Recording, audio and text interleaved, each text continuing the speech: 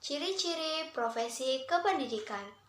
Ciri-ciri profesi kependidikan terdiri dari 7. Yang pertama, memiliki standar kinerja yang seragam. 2. Anggota profesi menerima pendidikan tinggi untuk memberikan basis pengetahuan yang bertanggung jawab. 3. Adanya lembaga pendidikan khusus untuk melatih para profesional yang dibutuhkan. 4. Memiliki organisasi profesi yang memperjuangkan hak-hak anggotanya dan bertanggung jawab untuk memajukan profesi terkait. 5. Mendapat pengakuan dari masyarakat. 6. Adanya sistem imbalan yang memadai yang memungkinkan anggota profesi mencari nafkah dari profesinya.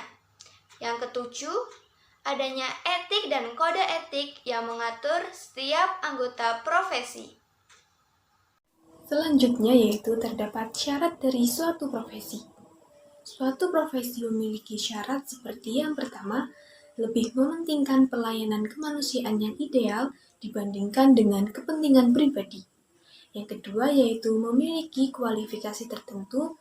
Yang ketiga yaitu memandang profesi sebagai suatu karir hidup atau biasa disebut dengan a life career.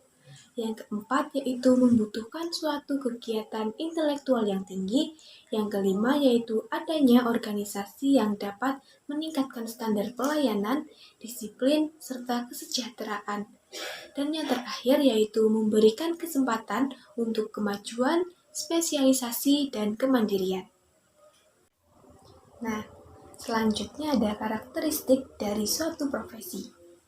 Karakteristik menurut Flexner yang dikutip oleh Prayitno yaitu terdapat 6 karakteristik. Yang pertama yaitu ada keintelektualan, kedua kompetensi profesional yang dipelajari, yang ketiga ada objek praktek spesifik, yang keempat yaitu adanya komunikasi, yang kelima adanya motivasi altruistik, dan yang terakhir yaitu adanya organisasi profesi. Selain itu, terdapat karakteristik yang saya ambil dari sumber lain. Yang pertama yaitu memiliki cakupan ranah kawasan pekerjaan atau pelayanan yang khas, definitif, sangat penting, dan dibutuhkan oleh masyarakat luas. Yang kedua, para pengemban tugas pekerjaan atau pelayanan tersebut telah memiliki wawasan, pemahaman, dan penguasaan pengetahuan, serta perangkat teoritis yang mendalam dan luas.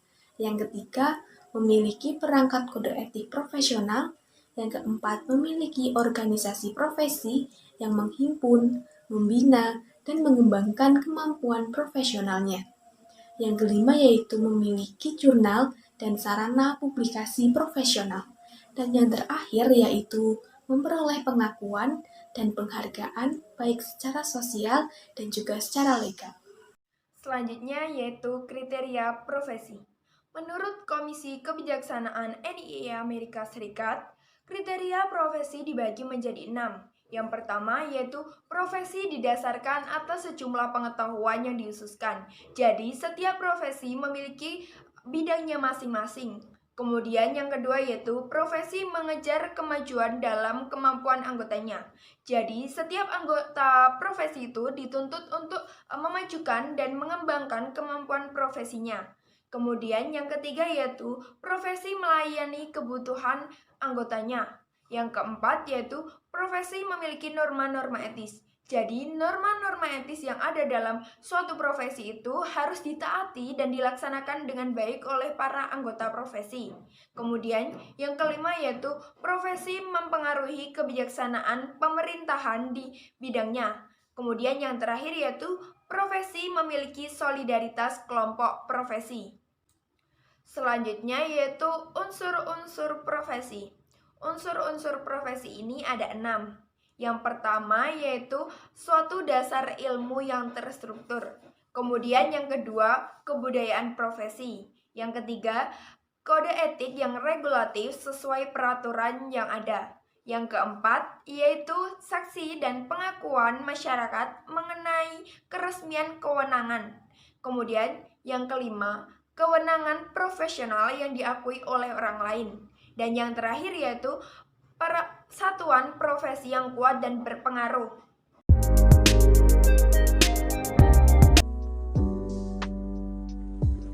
Nah, teman-teman, langsung saja kita masuk ke materi yang pertama, yaitu tenaga kependidikan. Apa sih tenaga kependidikan itu? Tenaga kependidikan adalah anggota masyarakat yang mengabdikan dirinya secara langsung dalam penyelenggaraan pendidikan. Tenaga kependidikan terdiri dari pengelola satuan pendidikan, pengawas, peneliti, pengembang di bidang pendidikan, pustakawan, laboran, teknisi sumber belajar, dan penguji. Selain itu, tenaga kependidikan juga memiliki beberapa tugas. Yang pertama, melaksanakan administrasi, melakukan pengawasan, mengelola dan mengembangkan pendidikan, dan melakukan pelayanan teknis untuk menunjang proses pendidikan. Nah, teman-teman, kita masuk ke materi yang kedua, yaitu tenaga pendidik. Apa sih tenaga pendidik itu? Tenaga pendidik adalah tenaga kependidikan yang bertugas membimbing, mengajar, atau melatih peserta didiknya. Tenaga pendidik terdiri dari pembimbing, pengajar, dan juga pelatih.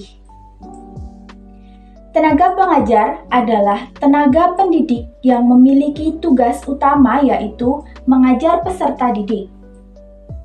Jenjang pendidikan dasar dan menengah disebut guru, dan pada jenjang pendidikan tinggi disebut dosen. Tugas tenaga pendidik yaitu merencanakan dan melaksanakan proses pembelajaran, melakukan pembimbingan dan pelatihan, menilai hasil pembelajaran, melakukan penelitian dan pengabdian kepada masyarakat, terutama bagi pendidik pada perguruan tinggi. Selanjutnya adalah guru. Guru merupakan pendidik profesional dengan tugas utama mendidik, mengajar, membimbing, mengarahkan, melatih, menilai, dan mengevaluasi peserta didik pada pendidikan anak usia dini, jalur pendidikan formal, pendidikan dasar, dan pendidikan menengah. Kompetensi guru terdiri dari 4 macam kompetensi. Yang pertama, kompetensi pedagogi, yaitu kemampuan seorang guru dalam mengelola proses pembelajaran peserta didik. Yang kedua, kompetensi kepribadian. Kompetensi ini memiliki kaitan erat dengan keteladanan guru. Kompetensi ini memiliki peran krusial dalam membangun generasi bangsa. Yang ketiga, kompetensi sosial, yaitu kemampuan berinteraksi dan berkomunikasi dengan sesama guru, bergaul dengan siswa, dan menjalin kerjasama secara individual maupun berkelompok. Yang terakhir, kompetensi sosial, yaitu kemampuan yang berhubungan dengan penyelesaian tugas-tugas keguruan. Kualifikasi guru. Yang pertama, kualifikasi pendidikan formal. Kualifikasi pendidikan formal merupakan kualifikasi kesarjanaan yang ditempuh melalui jenjang pendidikan selama 4 tahun. Yang kedua, kualifikasi uji kelayakan dan kesetaraan. Kualifikasi uji kelayakan dan kesetaraan adalah kualifikasi akademik yang dipersyaratkan untuk dapat diangkat sebagai guru dalam bidang-bidang khusus yang sangat diperlukan tetapi belum dikembangkan di perguruan tinggi. Sertifikasi guru. Sertifikasi guru merupakan proses pemberian sertifikat pendidik kepada seorang guru. Sertifikat pendidik diberikan kepada guru yang telah memenuhi standar profesional guru. Guru profesional merupakan syarat mutlak untuk menciptakan sistem dan praktik pendidikan yang berkualitas. Jenis-jenis sertifikasi. Yang pertama, pola PSPL, pemberian sertifikat pendidik secara langsung, merupakan pola sertifikasi pertama untuk guru. Yang kedua, pola PF atau pola portofolio, merupakan pola kedua sertifikasi guru yang diberikan kepada guru yang telah memiliki portofolio. Yang ketiga, pola PLPG, pola pendidikan dan latihan profesi guru, merupakan pola sertifikasi dalam bentuk pelatihan yang diselenggarakan oleh rayon LPTK untuk memenuhi standar kompetensi guru peserta sertifikasi. Selanjutnya yaitu dosen. Dosen merupakan pendidik profesional dan ilmuwan dengan tugas utama menginformasikan, mengembangkan, dan menyebarkan ilmu pengetahuan, teknologi, dan seni melalui pendidikan, penelitian, dan juga pengabdian kepada masyarakat. Dosen memiliki 4 kompetensi. Yang pertama yaitu kompetensi pedagogik, di mana kemampuan seorang guru dalam mengelola proses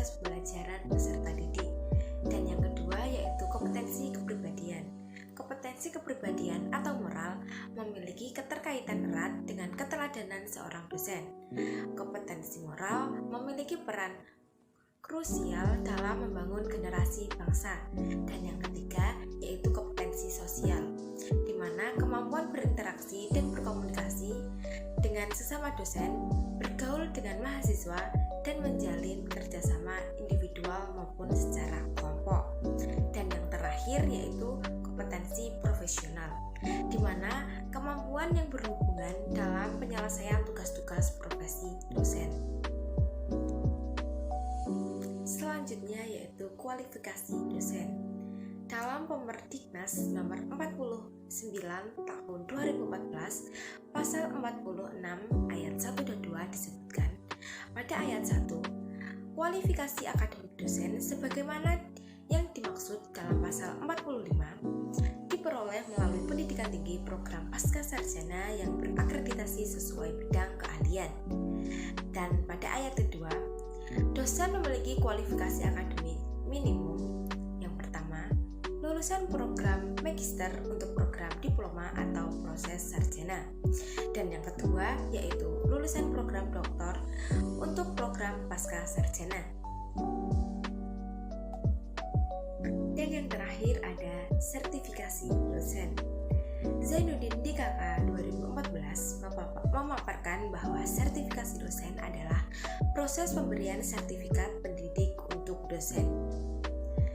Adapun syarat-syarat sertifikasi dosen yaitu yang pertama, terdaftar pada Pangkalan Data Pendidik Tinggi atau PD atau DIKT.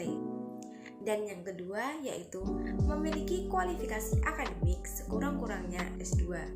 Dan yang ketiga yaitu memiliki NIDN atau NIDK bagi dokter pendidik klinis penuh waktu atau memiliki NIDK bagi dosen paruh waktu. Tujuan dari sertifikasi dosen antara lain, yang pertama, menilai profesionalisme dosen. Yang kedua, melindungi profesi dosen sebagai agen pembelajaran di perguruan tinggi. Dan yang ketiga yaitu meningkatkan proses dan hasil pendidikan. Dan yang keempat, mempercepat terwujudnya tujuan pendidikan nasional. Dan yang terakhir, meningkatkan kesadaran dosen terhadap nilai kejujuran dan etika akademik. Baik, kita akan masuk materi yang pertama, yaitu guru yang profesional.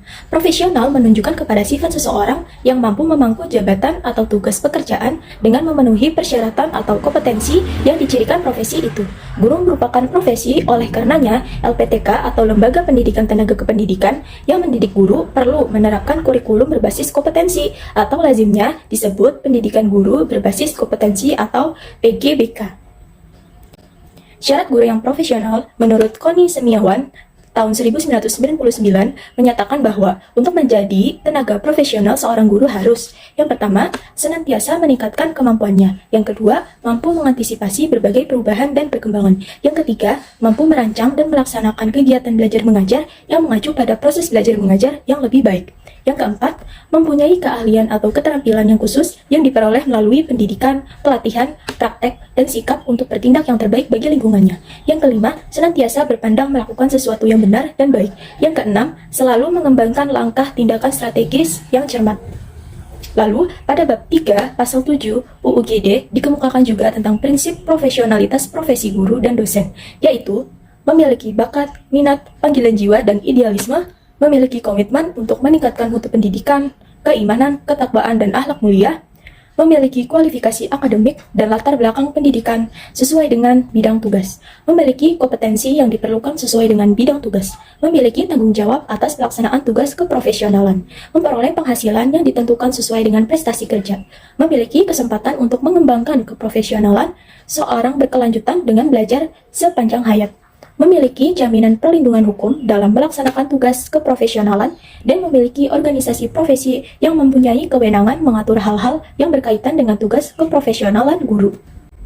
Kompetensi guru. Menurut UUGD bab 4 pasal 8, Guru wajib memiliki kualifikasi akademik, kompetensi, sertifikat pendidik, sehat jasmani dan rohani, serta memiliki kemampuan untuk mewujudkan tujuan pendidikan nasional. Kompetensi yang dipersyaratkan dalam UUGD tersebut meliputi kompetensi pedagogik, kompetensi kepribadian, kompetensi sosial, dan kompetensi profesional yang diperoleh melalui pendidikan profesi. Pasal 10 ayat 1. Untuk lebih jelasnya, kita next ke slide selanjutnya. Materi yang kedua yaitu jenis-jenis kompetensi guru. Kompetensi guru terdapat 4 hal. Yang pertama, kompetensi pedagogi merupakan kemampuan guru dalam mengelola pembelajaran peserta didik, melihat karakteristik siswa dari berbagai aspek kehidupan, baik itu moral, emosional, maupun intelektualnya. Yang kedua, yaitu kompetensi kepribadian, mengacu pada bagaimana seorang guru bertindak sesuai dengan norma agama, norma hukum, norma sosial, dan kebudayaan nasional Indonesia. Yang ketiga, kompetensi sosial, kemampuan guru untuk memahami dirinya sebagai bagian yang tidak terpisahkan dari masyarakat dan mampu mengembangkan tugas sebagai anggota masyarakat dan warga negara. Yang terakhir yaitu kompetensi profesional, merupakan penguasaan terhadap materi pembelajaran dengan lebih luas dan mendalam, penguasaan terhadap materi kurikulum mata pelajaran dan substansi ilmu. Kompetensi guru dari tahun ke tahun dapat dilihat pada tabel. Untuk lebih jelasnya teman-teman bisa stop videonya untuk dibaca kembali. Materi yang ketiga yaitu jalur sertifikasi guru, PPG Prajabatan atau PLPG, Pendidikan dan Latihan Profesi Guru. Tenaga pendidik dapat memperoleh sertifikat profesional pada jenjang PAUD, pendidikan dasar, dan pendidikan menengah. Program ini dilaksanakan oleh LPTK. Untuk mengikuti PPG Prajabatan, tenaga pendidik harus berumur kurang dari 27 tahun dan belum terikat di instansi manapun. Jalur PPG Prajabatan ada 2. Yang pertama, PPG bersubsidi atau biaya PPG ditanggung oleh pemerintah. Untuk syaratnya, yaitu lulus dari perguruan tinggi dengan prodi minimal akreditasi B, lulus jenjang pendidikan S1 atau D4, terdaftar di PD Dikti, berusia di bawah 28 tahun, memiliki surat keterangan bebas nafza, memiliki surat keterangan sehat, memiliki SKCK, selama PPG bersedia tidak menikah, peserta program SM3T secara otomatis mendapat PPG bersubsidi. Jalur PPG yang kedua yaitu PPG Swadana, di mana biaya PPG ditanggung oleh masing-masing peserta. Jalur yang kedua yaitu PPG dalam jabatan. Diselenggarakan untuk guru yang sebelumnya sudah mengajar di sekolah dalam kurun 2-5 tahun dan sudah masuk SIM PKB. Nantinya akan mendapat undangan untuk mengikuti PPG SIM PKB. Berikut syarat-syaratnya yaitu, yang pertama, seorang guru yang belum memiliki sertifikat pendidik, terdaftar di Dapodik dan memiliki NUPTK, sudah diangkat menjadi guru minimal pada tahun 2015, dibuktikan dengan SK pengangkatan. Guru yang aktif mengajar, sudah lulus S1 atau D4, usia maksimal 58 tahun, dan yang terakhir yaitu bebas nafza. Jalur yang terakhir yaitu PPG reguler. PPG reguler diselenggarakan oleh perguruan tinggi yang sudah ditetapkan oleh Kementerian Riset Teknologi dan Perguruan Tinggi. Berikut 15 perguruan tinggi penyelenggara PPG diantaranya sebagai berikut. Universitas Syah Kuala, Universitas Negeri Medan, Universitas Negeri Padang, Universitas Negeri Jakarta, Universitas Pendidikan Indonesia, Universitas Negeri Yogyakarta, Universitas Negeri Semarang, dan Universitas 11 Maret. Baik, materi yang terakhir yaitu mengenai komponen portofolio sertifikasi guru, yaitu yang pertama, kualifikasi akademik, pendidikan dan pelatihan, pengalaman mengajar, perencanaan dan pelaksanaan pembelajaran, penilaian dari atasan dan pengawas, prestasi akademik, karya pengembangan profesi, keikutsertaan dalam forum ilmiah, pengalaman organisasi dalam pendidikan dan sosial, dan yang terakhir yaitu penghargaan yang relevan dalam bidang pendidikan. Nah, langsung saja di sini ada pangkat dan golongan guru. Pangkat dan golongan guru diatur dalam Permen PANRB Kementerian Pendayagunaan Aparatur Negara dan Reformasi Birokrasi Nomor 16 Tahun 2009. Dalam peraturan tersebut dijelaskan bahwa guru PNS memiliki jabatan fungsional. Nah, yang dimaksud dengan jabatan fungsional itu sendiri adalah jabatan tingkat keahlian termasuk dalam rumpun pendidikan tingkat taman kanak-kanak, dasar, lanjutan, dan sekolah khusus. Selanjutnya ada pangkat dan golongan guru. Menurut Permen PANRB nomor 16 tahun 2009, pangkat golongan guru PNS dari yang terendah sampai tertinggi yaitu sebagai berikut. Yang pertama itu ada guru pertama. Nah, guru pertama ini meliputi penata muda golongan ruang 3A dan penata muda tingkat 1 golongan ruang 3B. Yang selanjutnya ada guru muda. Guru muda meliputi penata golongan ruang 3C dan penata tingkat 1 golongan ruang 3D. Dan yang ketiga ada guru madya, yaitu meliputi pembina golongan ruang 4A, pembina tingkat 1 golongan ruang 4B, dan pembina utama muda golongan ruang 4C. Dan yang terakhir yaitu ada guru utama. Guru utama meliputi pembina utama madya golongan ruang 4D dan pembina utama golongan ruang 4E. Nah, ini adalah tabel jenis jenjang jabatan, pangkat, dan golongan ruang guru. Nah, ini bisa dilihat secara singkatnya seperti di PPT tersebut ya teman-teman. Lalu untuk kenaikan jabatan atau pangkat setingkat lebih tinggi dari guru pertama, pangkat penata muda, golongan ruang 3A dan seterusnya, sampai golongan ruang 4B wajib melakukan kegiatan pengembangan keprofesian berkelanjutan. Selanjutnya ada gaji PNS guru yang diatur dalam Perpres nomor 15 tahun 2019. Gaji PNS guru dibagi menjadi beberapa golongan berdasarkan masa kerja golongan. Rentang gaji PNS guru dari yang paling sedikit hingga yang paling besar adalah 2.579.400 sampai 4.236.400. Nah, di sini bisa dilihat ya teman-teman, gaji dari PNS golongan 3 dan golongan 4 adalah sebagai berikut. Yang selanjutnya adalah ada tunjangan PNS guru. Selain mendapatkan gaji pokok, seorang PNS guru juga berhak memperoleh tunjangan kinerja daerah sesuai dengan peraturan gubernur Pergub Provinsi DKI Jakarta nomor 22 tahun 2017. Berikut adalah besar TK di PNS guru dan calon PNS. Bisa dilihat dalam PPT berikut ya teman-teman. Nah, untuk materi yang selanjutnya akan dilanjutkan oleh Mbak Arke.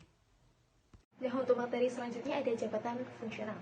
Jabatan fungsional merupakan sekelompok jabatan yang berisi mengenai fungsi dan tugas berkaitan dengan pelayanan fungsional berdasarkan pada keahlian dan juga keterampilan tertentu. Jabatan fungsional biasanya tidak tercantum pada struktur organisasi, tetapi bisa dilepaskan dari keberadaan organisasi tersebut. Nah, untuk jabatan fungsional sendiri diatur menurut Keputusan Presiden Republik Indonesia nomor 87 tahun 1999 mengenai rumpun jabatan fungsional PNS dan dibagi menjadi dua, yakni ada jabatan fungsional keahlian dan juga jabatan fungsional keterampilan. Jabatan fungsional keahlian merupakan klasifikasi profesional yang pelaksanaan tugas dan fungsinya mensyaratkan penguasaan ilmu pengetahuan dan teknologi di bidang keahliannya. Jadi, jabatan fungsional keahlian ini harus sesuai dengan teknologi pengetahuan dan teknologi di bidang keahliannya, bidang yang dikuasai itu. Seperti itu. Kemudian selanjutnya ada jabatan fungsional keterampilan, yakni jabatan fungsional kualifikasi teknis atau penunjang profesional yang pelaksanaan dan fungsi tugasnya memiliki syarat penugasan pengetahuan teknis di satu bidang ilmu atau lebih. Jadi nggak cuma satu bidang keahlian yang dikuasai, tetapi boleh di luar bidang yang sudah dikuasai. Ya, seperti itu. Kemudian tunjangan jabatan fungsional guru di sini kami menjelaskan ada 3. Yang pertama itu tunjangan profesi guru yang tertuang dalam Peraturan Pemerintah Nomor 41 Tahun 2009 tentang tunjangan profesi guru dan dosen, tunjangan khusus guru dan dosen, serta tunjangan kehormatan profesor. Kemudian di pasal 1 ayat 4, tunjangan profesi guru adalah tunjangan yang diberikan pada guru yang memiliki sertifikat pendidik sebagai penghargaan dan profesionalitasnya yang mana besar tunjangannya itu sebesar 1 kali gaji pokok PNS sesuai dengan golongannya. Kemudian yang terakhir ada sesuai Permendiknas nomor 72 tahun 2008 bagi guru tetap bukan PNS yang punya sertifikat pendidik tapi belum memiliki jabatan fungsional itu nanti diberikan tunjangan guru profesi sebesar 1,5 juta setiap bulan sampai mendapatkan jabatan fungsional guru. Seperti itu. Nah, kemudian apa saja sih syarat untuk menaikkan jabatan fungsional guru? Syarat utamanya adalah sudah jelas harus merupakan guru PNS dan mendapatkan surat keputusan pengangkatan dan mendapat tempat bertugas. Ya. Kemudian syarat yang lain ini berijazah paling rendah sarjana S1 atau diploma 4 dan memiliki sertifikat pendidik. Kemudian memiliki pangkat paling rendah penata muda golongan ruang 3A. Serta setiap unsur penilaian pekerjaan dalam daftar penilaian pelaksanaan pekerjaan atau biasa disingkat dengan DP3 paling rendah bernilai baik dalam 1 tahun terakhir. Kemudian syarat yang terakhir ada memiliki kinerja yang baik dan dinilai dalam masa program induksi. Nah, selain syarat, juga ada dokumen yang harus dilengkapi agar bisa mendapatkan jabatan fungsional guru. Nah, yang pertama itu ada surat keputusan CPNS dan PNS, kemudian ada penilaian angka kredit, ada juga ijazah dan transkrip nilai, kemudian sertifikat pendidik, selanjutnya surat keterangan induksi, dan yang keenam itu ada surat identitas pegawai negeri sipil atau KARPEK, kemudian ada SPMT atau surat perintah melaksanakan tugas pertama. Selanjutnya ada surat pernyataan telah berpengalaman mengajar minimal 2 tahun dari Kepala Dinas Pendidikan atau pejabat yang ditunjuk. Dan yang terakhir ada dokumen yang perlu disiapkan itu ada SKP 1 tahun terakhir. Nah, peraturan yang membahas jabatan fungsional guru selain tadi di keputusan Presiden nomor 87 tahun 1999 ada juga yang membahas tentang jabatan fungsional itu menurut Peraturan Menteri Pendidikan dan Kebudayaan RI nomor 19 tahun 2019 itu juga membahas tentang pola karir pegawai negeri sipil di lingkungan Kementerian Pendidikan dan Kebudayaan. Nah, seperti itu. Untuk selanjutnya akan dijelaskan oleh Mbak Amel. Terima kasih. Materi berikutnya yakni pengembangan keprofesian berkelanjutan. Menurut Badan Pengembangan Sumber Daya Manusia, Pendidikan dan Kebudayaan dan Penjaminan Mutu Pendidikan tahun 2012, pengembangan keprofesian berkelanjutan adalah pengembangan kompetensi guru yang dilaksanakan sesuai dengan kebutuhan secara bertahap dan berkelanjutan, yang bertujuan untuk meningkatkan profesionalitas guru. Kemudian, slide selanjutnya yakni slide siklus pengembangan keprofesian berkelanjutan. Terdapat 4 tahap dalam siklus pengembangan keprofesian berkelanjutan. Yang pertama, terdapat perencanaan, kemudian implementasi, dilanjutkan dengan evaluasi, dan yang terakhir, refleksi. Melalui siklus tersebut, diharapkan kegiatan pengembangan keprofesian berkelanjutan akan mampu mempercepat pengembangan kompetensi para guru, yaitu kompetensi pedagogik, profesional, sosial, dan kepribadian untuk kemajuan karirnya. Di slide selanjutnya terdapat tujuan khusus pengembangan keprofesian berkelanjutan. Yang pertama yakni meningkatkan komitmen guru dalam melaksanakan tugas pokok dan fungsinya sebagai tenaga profesional. Kemudian yang nomor 2, meningkatkan kompetensi guru sesuai standar kompetensi. Yang ketiga, memutakhirkan kompetensi guru. Keempat, menumbuhkan rasa cinta dan bangga sebagai penyandang profesi guru. Kelima, meningkatkan citra, harkat, dan martabat profesi guru di masyarakat. Kemudian yang terakhir, nomor 6, menunjang pengembangan karir guru. Slide selanjutnya terdapat unsur khusus pengembangan keprofesian berkelanjutan. Di sini terdapat 3 subpokok. Yang pertama, ada pengembangan diri. Pengembangan diri merupakan suatu kegiatan yang berupa untuk meningkatkan profesionalitas guru agar memiliki kompetensi sesuai dengan peraturan, perundang-undangan, atau kebijakan tentang pendidikan nasional serta perkembangan ilmu, pengetahuan, teknologi, dan ataupun seni. Kemudian contohnya dapat dilihat yakni diklat fungsional, kegiatan kolektif guru untuk meningkatkan kompetensi dan keprofesian guru. Kemudian nomor 2 yakni publikasi ilmiah. Publikasi ilmiah merupakan karya tulis ilmiah yang telah dipublikasikan kepada khalayak umum sebagai bentuk kontribusi guru terhadap peningkatan kualitas proses pembelajaran di sekolah dan pengembangan dunia pendidikan. Berikut merupakan contohnya yakni publikasi ilmiah hasil penelitian, presentasi pada forum ilmiah, publikasi, buku teks pelajaran, buku pengayaan, ataupun pedoman guru.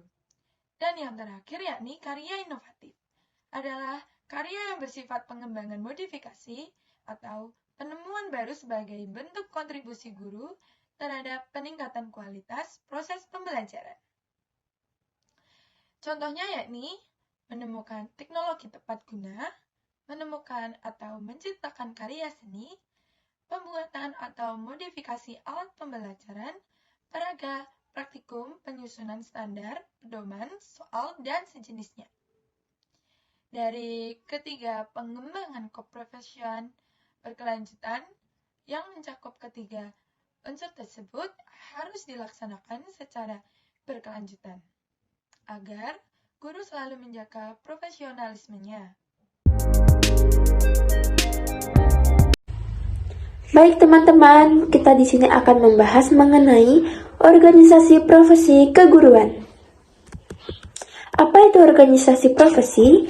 Yaitu organisasi yang mengelola pekerjaan keahlian yang didasarkan pada kemampuan berpikir ilmiah dan bertindak secara teknologis yang didukung oleh etika profesi yang mantap. Menurut UUGD bab 1 ayat 13 dijelaskan bahwa organisasi profesi guru adalah perkumpulan yang berbadan hukum yang didirikan dan diurus oleh guru untuk mengembangkan profesionalitasnya. Untuk tujuannya sendiri yaitu yang pertama melakukan sosialisasi kepada para anggotanya dan yang terakhir menumbuh kembangkan profesionalitas guru. Selanjutnya ada 5 misi organisasi kependidikan, yaitu yang pertama meningkatkan atau mengembangkan karir, yang kedua meningkatkan atau mengembangkan kemampuan, yang ketiga meningkatkan atau mengembangkan kewenangan profesional, 4. meningkatkan atau mengembangkan martabat, dan yang terakhir meningkatkan kesejahteraan seluruh tenaga kependidikan.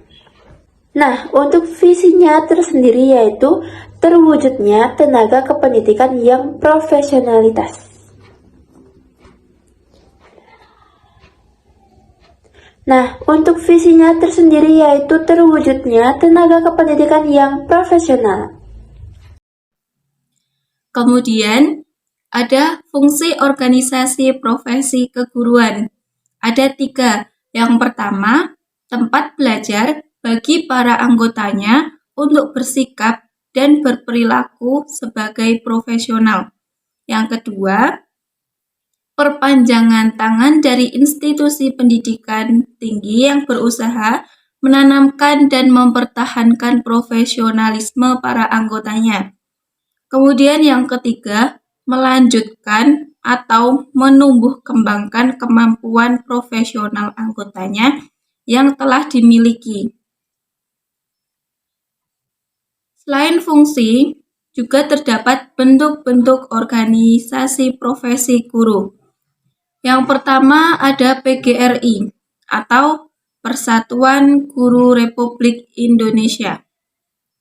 PGRI ini dilahirkan di Surakarta pada tanggal 25 November 1945 yang bernama Organisasi Serikat Sekerja. Baru pada kongresnya yang ke-13 pada bulan November 1973 menyatakan perubahan eksistensinya menjadi organisasi profesi yang diberi nama Persatuan Guru Republik Indonesia atau PGRI. Di samping pernyataan bahwa PGRI adalah organisasi profesi keguruan, dalam kongres tersebut telah pula dirumuskan kode etik Guru Indonesia. Kemudian tujuan PGRI yaitu mempertinggi kesadaran sikap, mutu, dan kegiatan profesi guru serta meningkatkan kesejahteraan mereka. PGRI ini memiliki 4 misi utama. Yang pertama ada misi politis dan ideologis, misi persatuan organisatoris, misi profesi, dan misi kesejahteraan. Kemudian, bentuk organisasi yang kedua yaitu MGMP atau Musyawarah Guru Mata Pelajaran. MGMP adalah forum atau wadah yang memfasilitasi berkumpulnya guru mata pelajaran yang sama untuk mengembangkan profesionalitas kerjanya.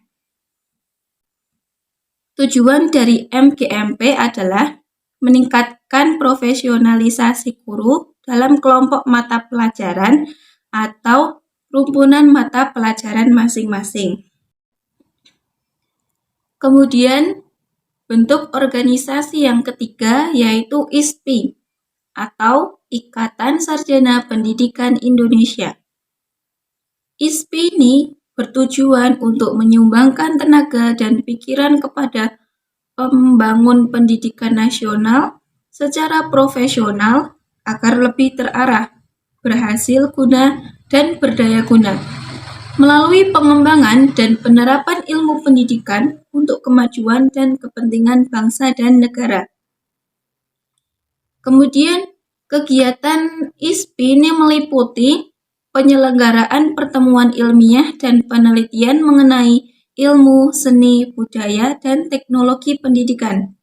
Yang kedua, mengadakan kerjasama menguntungkan dengan lembaga-lembaga pemerintah dan swasta serta lembaga organisasi profesi lainnya, baik di dalam maupun di luar negeri. Yang ketiga, menerbitkan media komunikasi, ilmu, seni, budaya, dan teknologi pendidikan.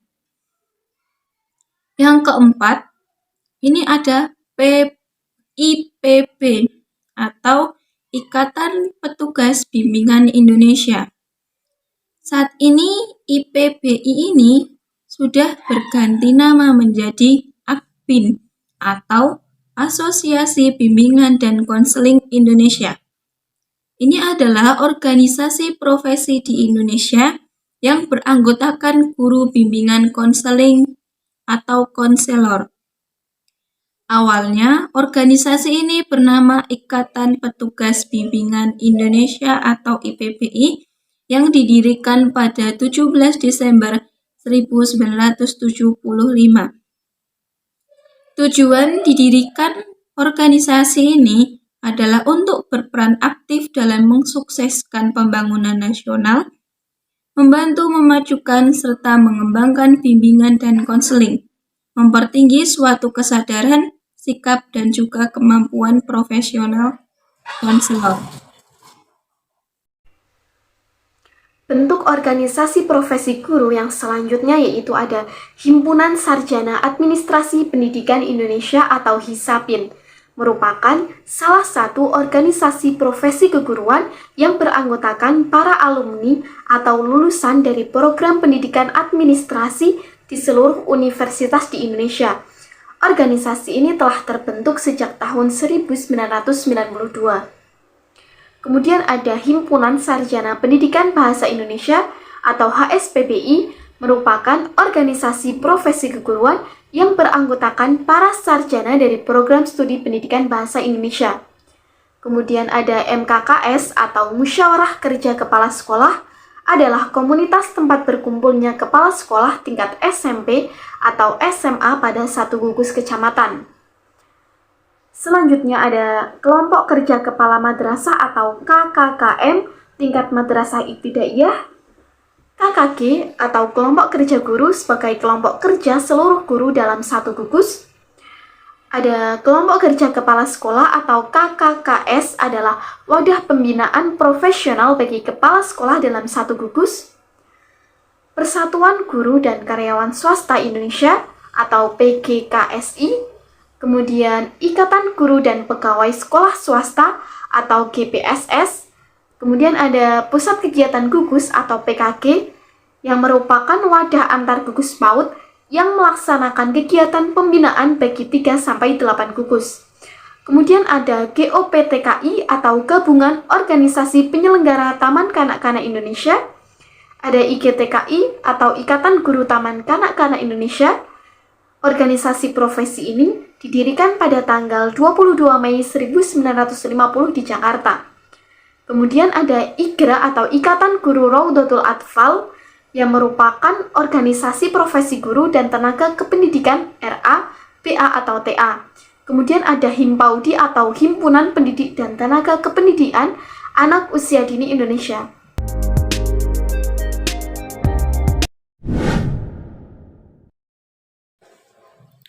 Pengertian kode etik guru.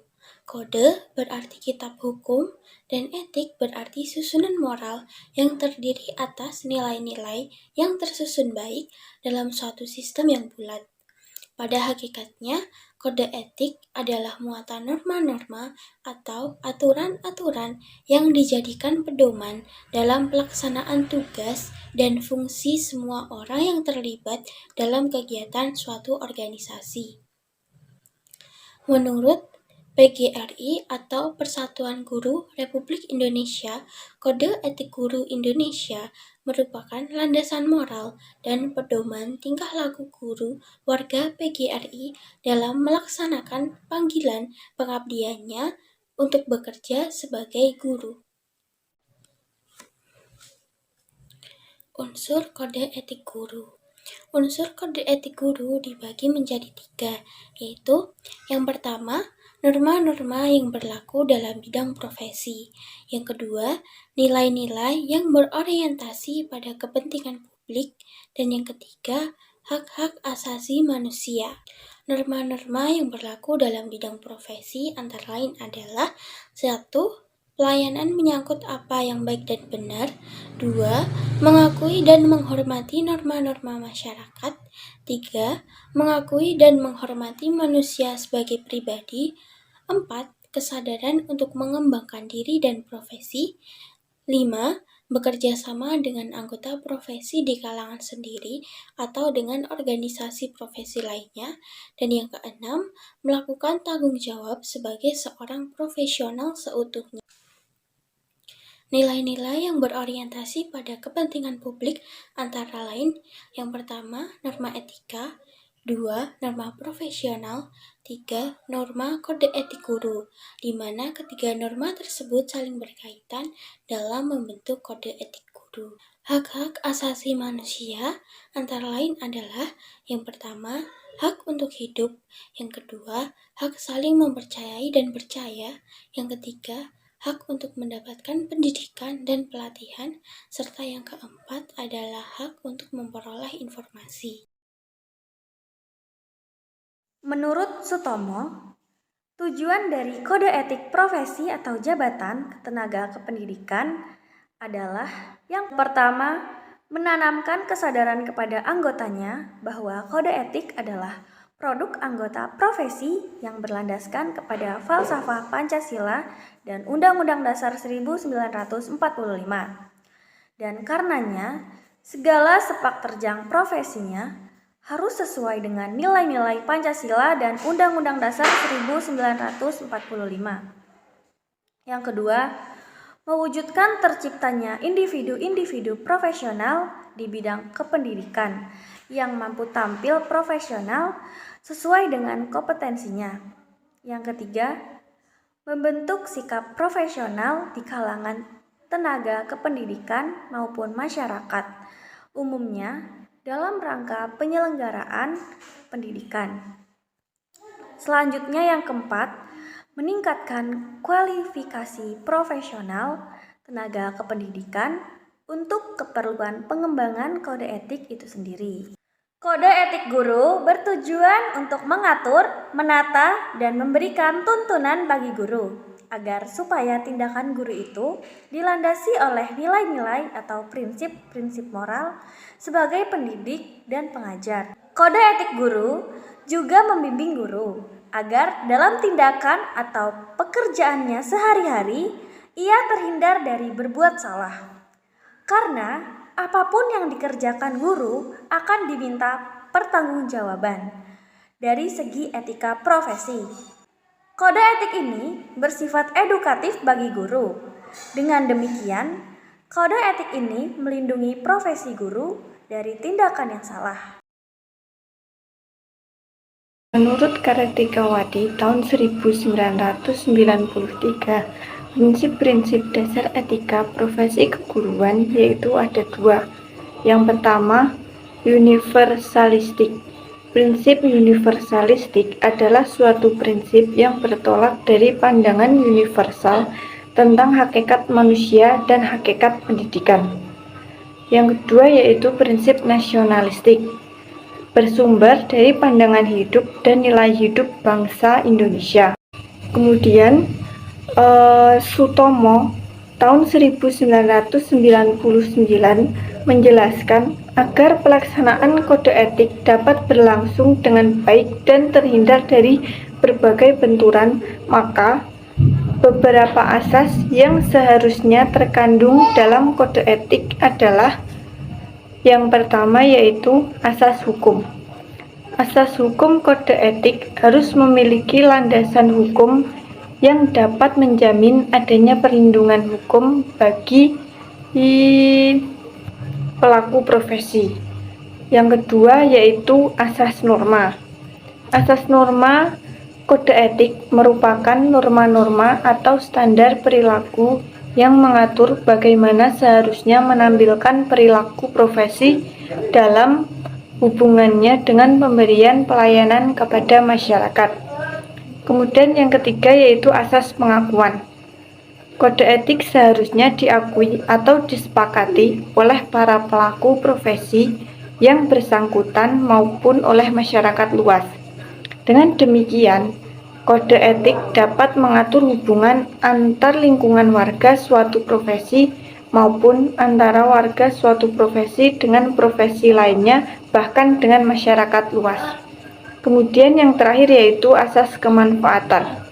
Kode etik harus memberikan kemanfaatan bagi masyarakat, setidaknya dalam mengembangkan dan mendorong masyarakat mengakomodasi sikap profesional dalam melakukan kontrol terhadap para pelaku profesi. Kemudian, kode etik guru di Indonesia. Kode etik guru di Indonesia ditetapkan dalam Kongres PGRI pada tahun 1973 pada Kongres ke-13 di Jakarta. Kemudian disempurnakan pada Kongres ke-16 tahun 1989 di Jakarta yang terdapat 9 pilar, yaitu yang pertama, guru berbakti membimbing anak didik seutuhnya untuk membentuk manusia pembangunan yang berpancasila. Kemudian yang kedua, guru memiliki kejujuran profesional dalam menerapkan kurikulum sesuai dengan kebutuhan anak didik masing-masing. Yang ketiga, guru mengadakan komunikasi terutama dalam memperoleh informasi tentang anak didik tetapi menghindarkan diri dari segala bentuk penyalahgunaan. Yang keempat, guru menciptakan suasana kehidupan sekolah dan memelihara hubungan dengan orang tua murid dengan sebaik-baiknya bagi kepentingan anak didik. Kemudian yang kelima, guru memelihara hubungan baik dengan masyarakat di sekitar sekolahnya maupun masyarakat yang lebih luas untuk kepentingan pendidikan. Kemudian yang keenam, guru secara sendiri-sendiri dan atau bersama-sama berusaha mengembangkan dan meningkatkan mutu profesinya. Yang ketujuh, guru menciptakan dan memelihara hubungan antara sesama guru baik berdasarkan lingkungan kerja maupun di dalam hubungan keseluruhan. Yang kedelapan, guru secara bersama-sama memelihara, membina, dan meningkatkan organisasi guru profesional sebagai sarana pengabdiannya. Kemudian yang terakhir, guru melaksanakan segala ketentuan yang merupakan kebijaksanaan pemerintah dalam bidang pendidikan.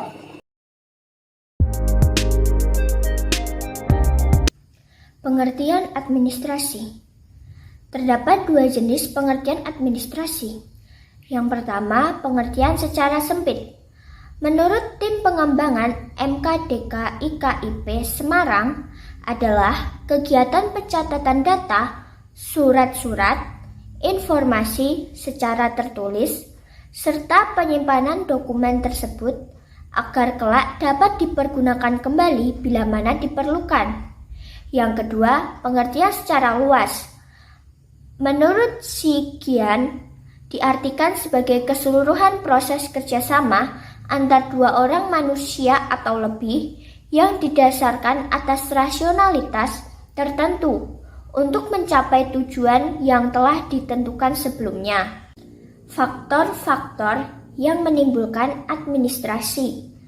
Tim pengembangan MKDK IKIP Semarang menyimpulkan bahwa administrasi itu lahir dan tumbuh dari 4 faktor.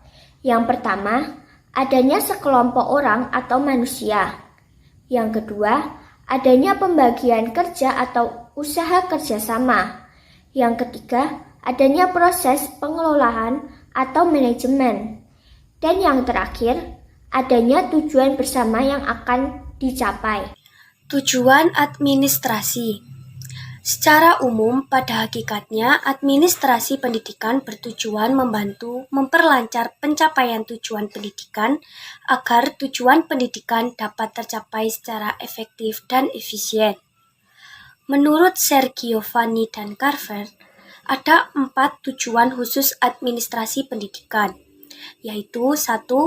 Efektivitas produksi, yang berarti menghasilkan sejumlah lulusan yang sesuai dengan tuntunan kurikulum yang berlaku. Yang kedua, efisiensi, yaitu dengan daya, dana, dan tenaga yang sekecil mungkin tetapi hasil yang sebanyak mungkin. Yang ketiga, kemampuan menyesuaikan diri, yaitu diharapkan lulusannya bisa melanjutkan ke sekolah lanjutannya atau ke jenjang yang lebih tinggi dan bagi yang tidak mampu dapat bekerja di masyarakat. Yang keempat, kepuasan kerja, yaitu bahwa administrator pendidikan hendaknya dapat menciptakan suasana kerja yang humanistis, yaitu saling menghargai dan menghormati yang dapat memberikan kepuasan kerja kepada seluruh orang yang terlibat di dalamnya. Menurut Sutomo, administrasi pendidikan dapat berhasil baik apabila didasarkan pada prinsip-prinsip yang tepat. Prinsip-prinsip ini merupakan pedoman bagi administrator dalam melaksanakan tugasnya. Beberapa prinsip administrasi pendidikan adalah 1. Prinsip efisiensi, artinya administrator dikatakan berhasil baik apabila ia mampu mendayagunakan potensi-potensi dalam organisasi secara tepat, baik sumber tenaga, dana, dan fasilitas yang ada, sehingga terhindar pemborosan. Yang kedua, prinsip efektivitas, yaitu artinya administrator dikatakan berhasil bila mana ia dapat membawa hasil yang optimal sesuai dengan yang diharapkan. Yang ketiga, prinsip kerjasama, artinya administrator dikatakan berhasil baik bila mana ia mampu mengembangkan dan menciptakan kerjasama antar orang-orang yang terlibat di dalam proses kerjasama dalam pencapaian tujuan baik secara vertikal maupun secara horizontal. Yang keempat, prinsip pengelolaan atau manajemen. Artinya, administrator akan memperoleh hasil yang paling baik bila mana ia dapat menggerakkan dan memanfaatkan ide, kemampuan, keterampilan, dan sebagainya ke arah pencapaian tujuan organisasi. Yang kelima, prinsip pengutamaan tugas pengelolaan. Artinya, seorang administrator dikatakan berhasil dengan baik bila mana ia dapat membedakan tugas manajerial dengan tugas-tugas yang bersifat operatif. Dan yang keenam, prinsip kepemimpinan yang efektif. Artinya, gaya kepemimpinan yang memperhatikan dimensi hubungan antara manusia, dimensi pelaksanaan tugas, dan dimensi situasi dan kondisi di mana ia berdomisili. Proses administrasi. Terdapat 4 langkah. Yang pertama adalah perencanaan, yang dapat dijabarkan menjadi menentukan apa yang akan dilakukan, bila mana dan bagaimana melakukannya. Menentukan secara jelas dan tegas tujuan yang akan dicapai. Mengumpulkan berbagai informasi yang diperlukan untuk pelaksanaan. Mencari dan mengembangkan kemungkinan-kemungkinan tindakan pemecahan. Menyusun rencana lengkap dan mengkomunikasikannya kepada pihak-pihak yang berkepentingan. Yang kedua ada pengorganisasian, terdiri dari mengusahakan staf, alat, dan fasilitas yang diperlukan untuk merealisasikan kegiatan-kegiatan yang telah direncanakan. Mengelompokkan unsur-unsur tugas menjadi struktur yang tersusun secara teratur. Menentukan tugas dan tanggung jawab serta mekanisme koordinasinya. Menentukan dan merumuskan prosedur kerja. Mengadakan seleksi, melatih, dan mempersiapkan personil untuk tiap bagian dalam struktur kerjasama.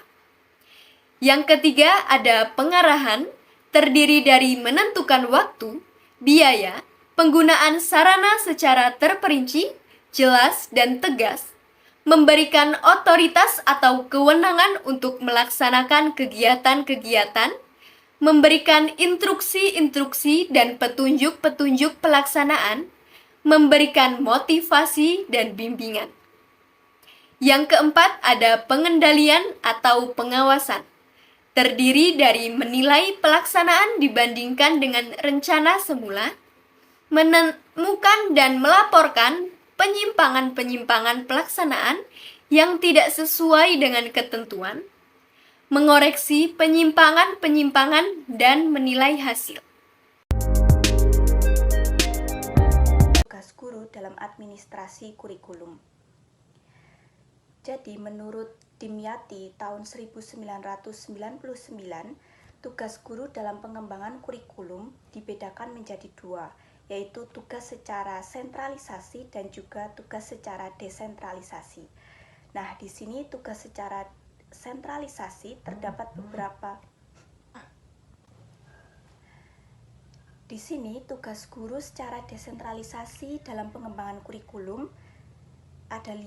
Yang pertama, merumuskan tujuan khusus pembelajaran atau kompetensi berdasarkan kompetensi di atasnya, karakteristik pembelajar, materi pembelajaran atau bidang studi, dan karakteristik situasi kondisi kelas atau sekolah.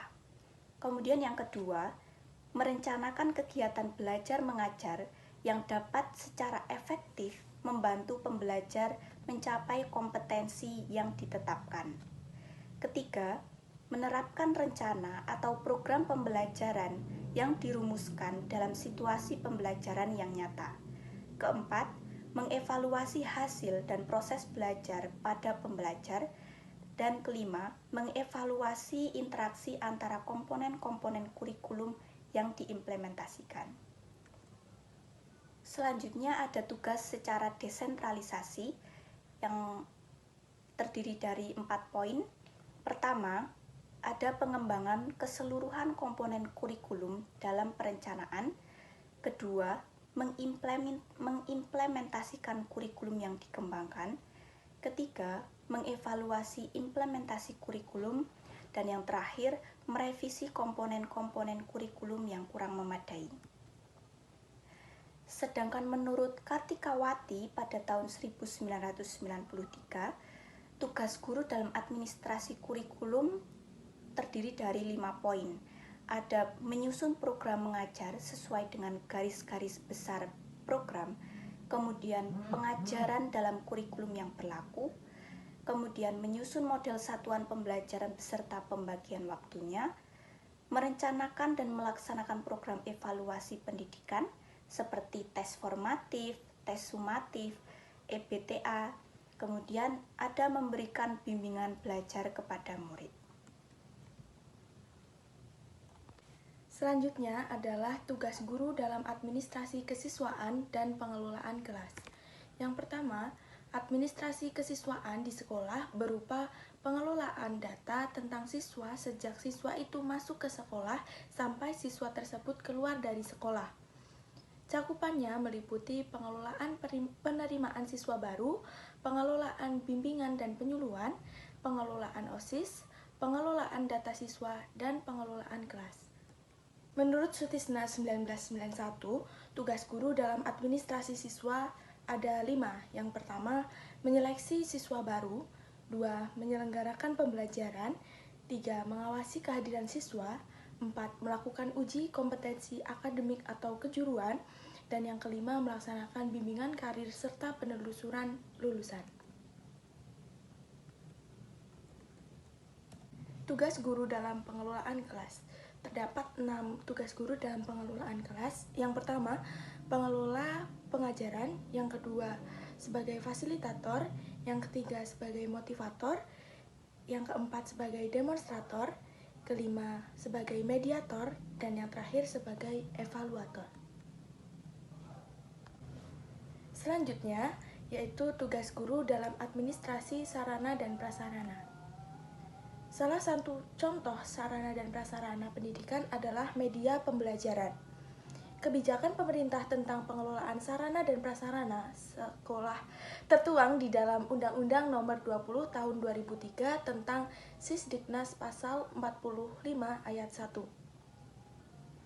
Kemudian terdapat rincian tugas guru menurut Kartikawati 1993. Yang pertama, inventarisasi alat peraga pada bidang studi masing-masing, merencanakan dan mengusahakan buku pegangan baik untuk guru maupun murid. Yang ketiga, mengatur penggunaan laboratorium sekolah. Materi yang terakhir yakni tugas guru dalam bimbingan konseling. Guru pun dapat bertindak sebagai konselor bagi siswanya. Senjaya mengatakan salah satu peran yang dijalankan oleh guru yaitu sebagai pembimbing, dan untuk menjadi pembimbing bagi guru harus memiliki pemahaman tentang anak yang sedang dibimbingnya. Menurut Sucipto tahun 1999, beberapa peran guru dalam bimbingan konseling diantaranya: yang pertama, membantu memecahkan masalah siswanya. Yang kedua, mengadakan hubungan dengan orang tua siswa. Yang ketiga, mengidentifikasikan, menyalurkan, dan membina bakat siswa. Yang keempat, mengkonsultasikan. Dan yang kelima, memberikan informasi kepada siswa. Lalu yang terakhir, memberikan layanan instruksional. Materi yang pertama yaitu pengertian organisasi. Organisasi adalah institusi atau wadah tempat orang berinteraksi dan bekerja sama sebagai suatu unit terkoordinasi yang terdiri dari setidaknya 2 orang atau lebih yang berfungsi untuk mencapai tujuan tertentu. Menurut Kartikawati tahun 1993, organisasi pendidikan itu diartikan sebagai suatu sistem sosial yang terdiri atas orang-orang, teknik, informasi, struktur, dan tujuan pendidikan di mana manajer atau administrator berperan sebagai penggerak dan pemeliharaan sistem organisasi pendidikan. Ciri-ciri organisasi pendidikan sendiri, yang pertama ada berorientasi kepada tujuan, yang kedua antar hubungan, terus ada proses, keterbukaan, tersusun secara sistematis, keseluruhan, dinamis, bersifat ilmiah, dan mekanisme terkontrol. Untuk selanjutnya akan dijelaskan oleh Mbak Afifah. Selanjutnya ada prinsip organisasi pendidikan.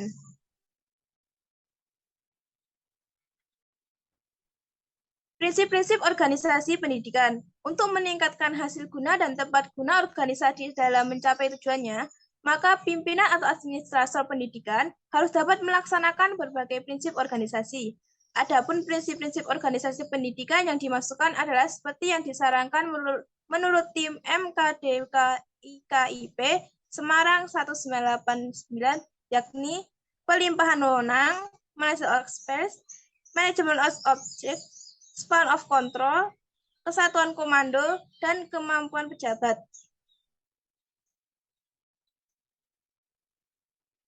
Yang pertama adalah pelimpahan wewenang. yaitu administrator yang bijaksana akan melimpahkan mendelegasi sebagai wewenangnya kepada bawahannya yang dipercayai dan dirumahkan secara jelas. Yang kedua ada manajemen expert atau manajemen dengan pengecualian, yaitu administrator perlu melimpahkan sebagian kekuasaan dan tanggung jawabnya kepada bawahannya sedemikian rupa sehingga pengambilan keputusan tentang hal-hal yang pokok saja. Yang ketiga ada manajemen by object.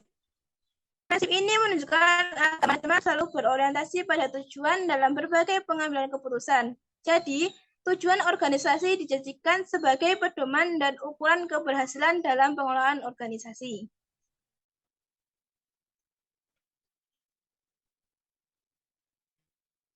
Kemudian selanjutnya ada division of work. Dalam penyusunan struktur organisasi perlu diidentifikasi macam dan jumlah pekerjaan, kemudian diatur pembagian beban kerja standar sehingga terjadi jaringan kerja harmonis. Kemudian selanjutnya ada kesatuan komando, yaitu pelimpahan wewenang. Diperlukan pula adanya kesatuan dalam garis kepemimpinan dan strategi untuk mewujudkan adanya kesatuan tujuan.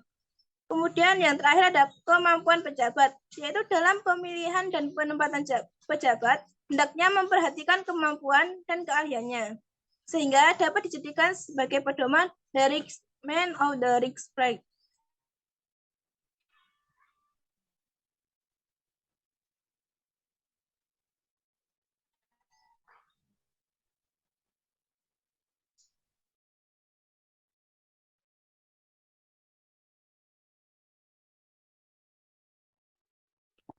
Oke, untuk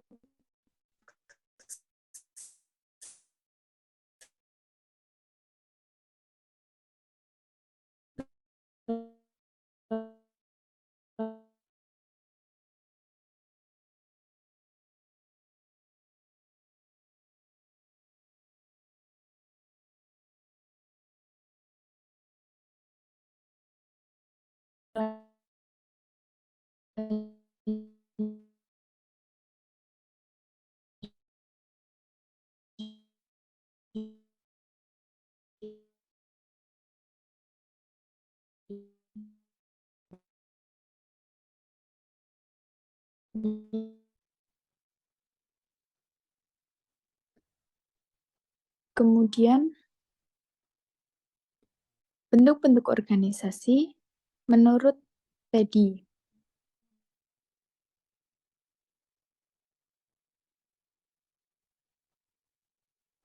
Bentuk-bentuk organisasi menurut Teddy, yang pertama ada bentuk mendatar, kedua ada bentuk piramida, ketiga ada bentuk lingkaran, kemudian yang keempat ada bentuk sinar.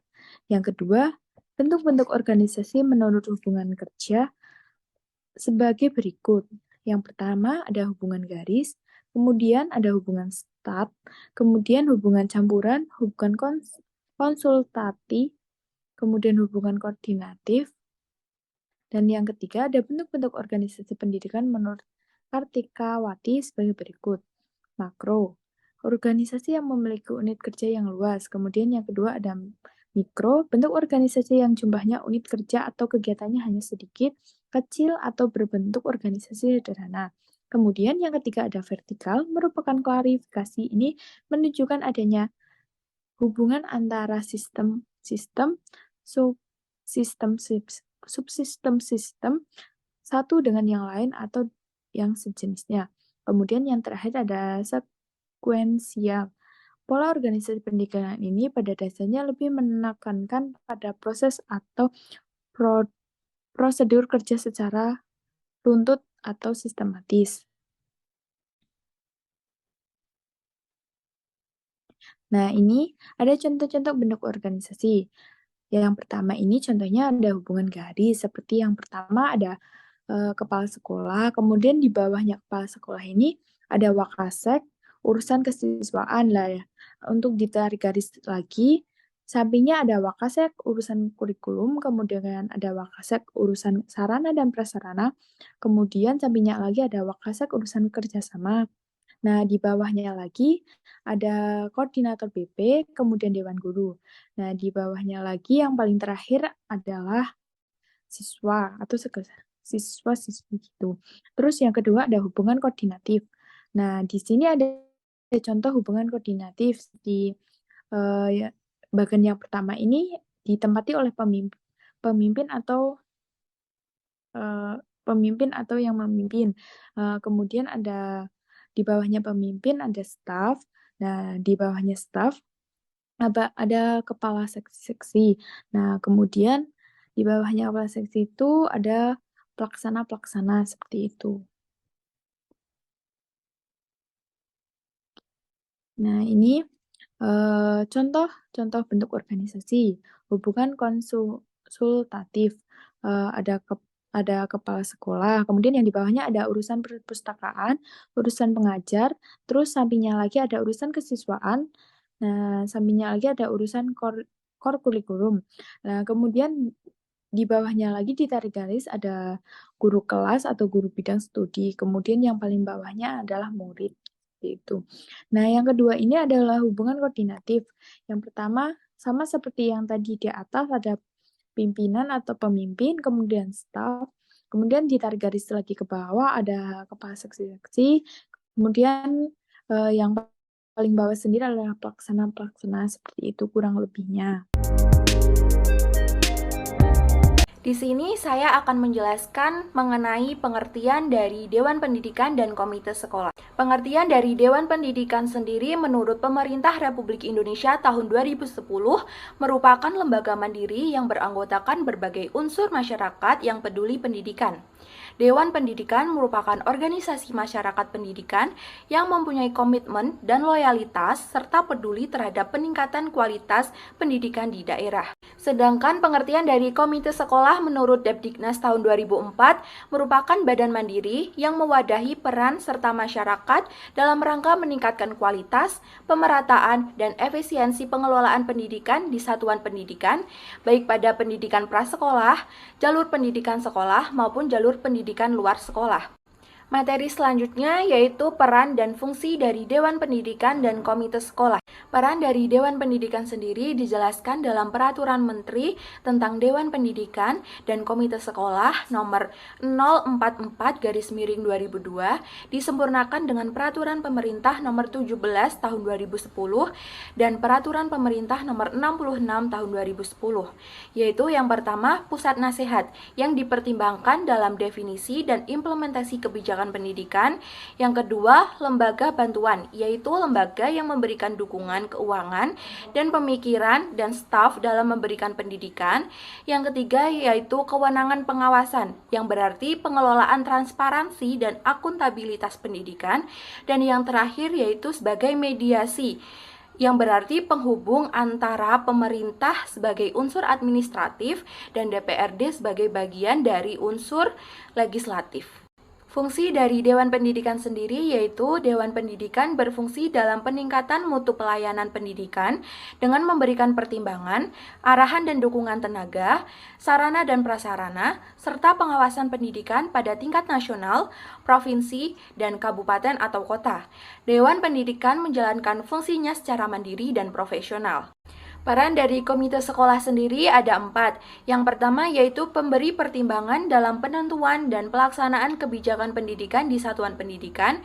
Yang kedua yaitu pendukung, baik berwujud finansial, pemikiran, maupun tenaga dalam penyelenggaraan pendidikan di satuan pendidikan.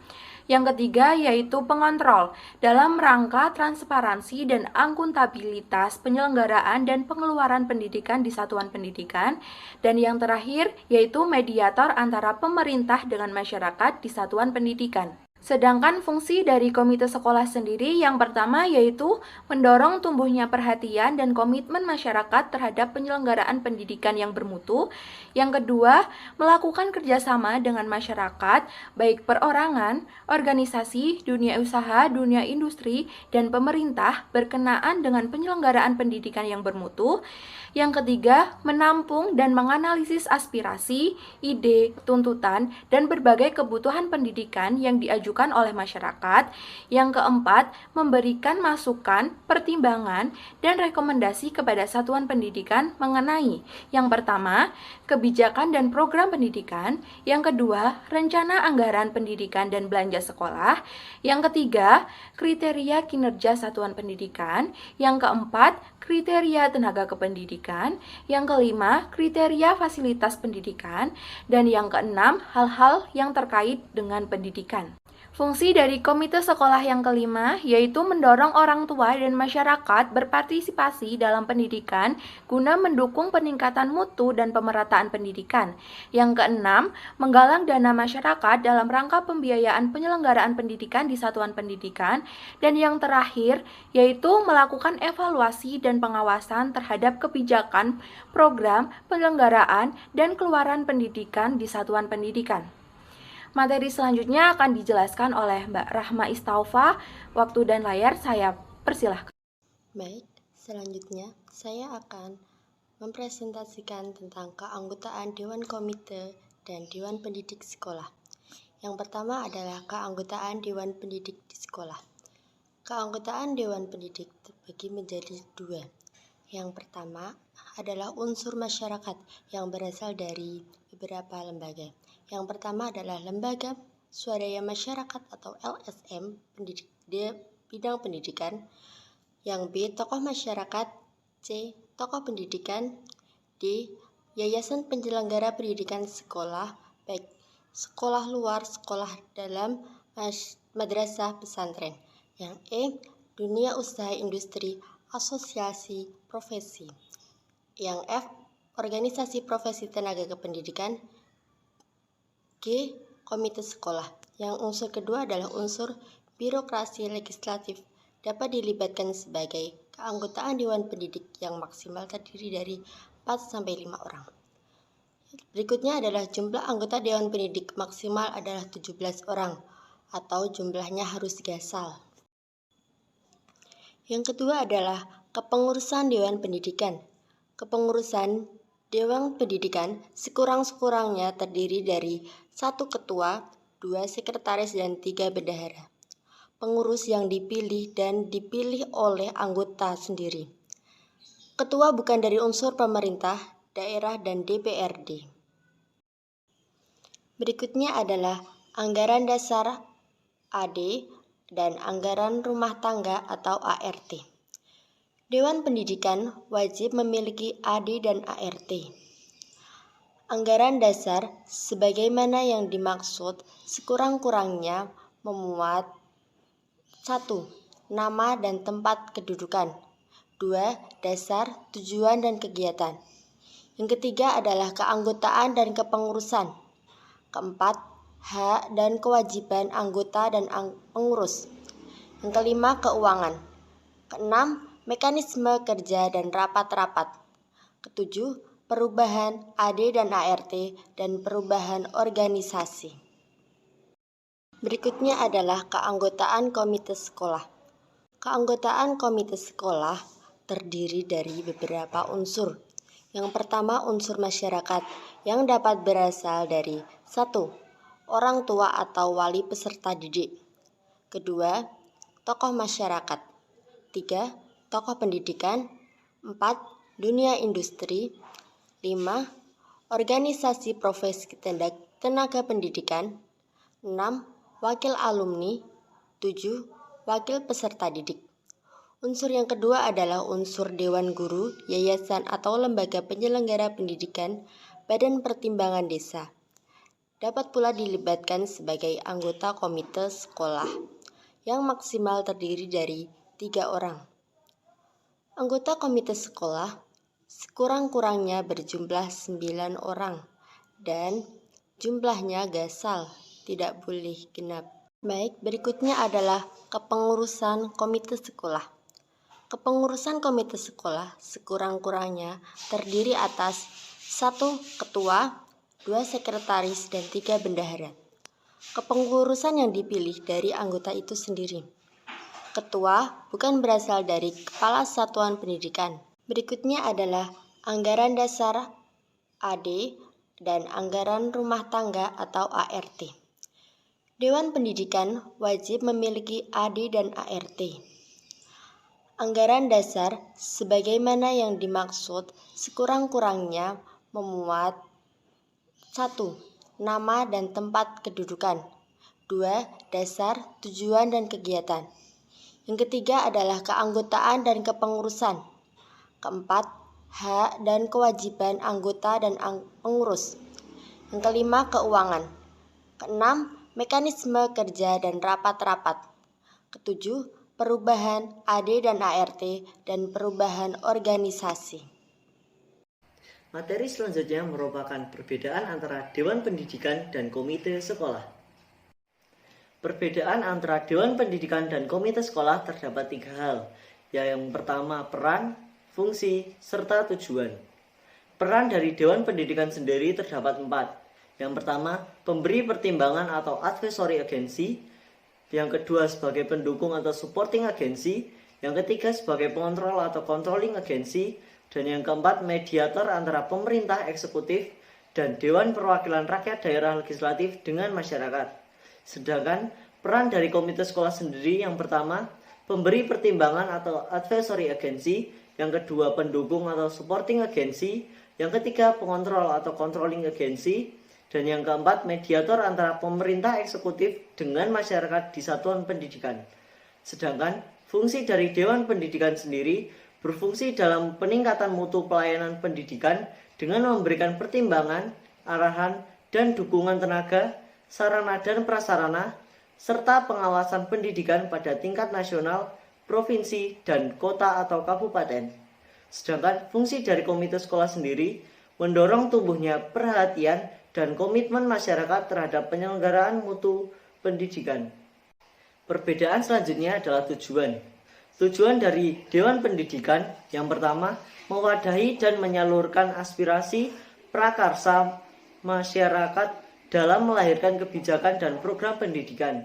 Yang kedua, meningkatkan tanggung jawab dan peran serta aktif dari seluruh lapisan masyarakat dalam penyelenggaraan pendidikan.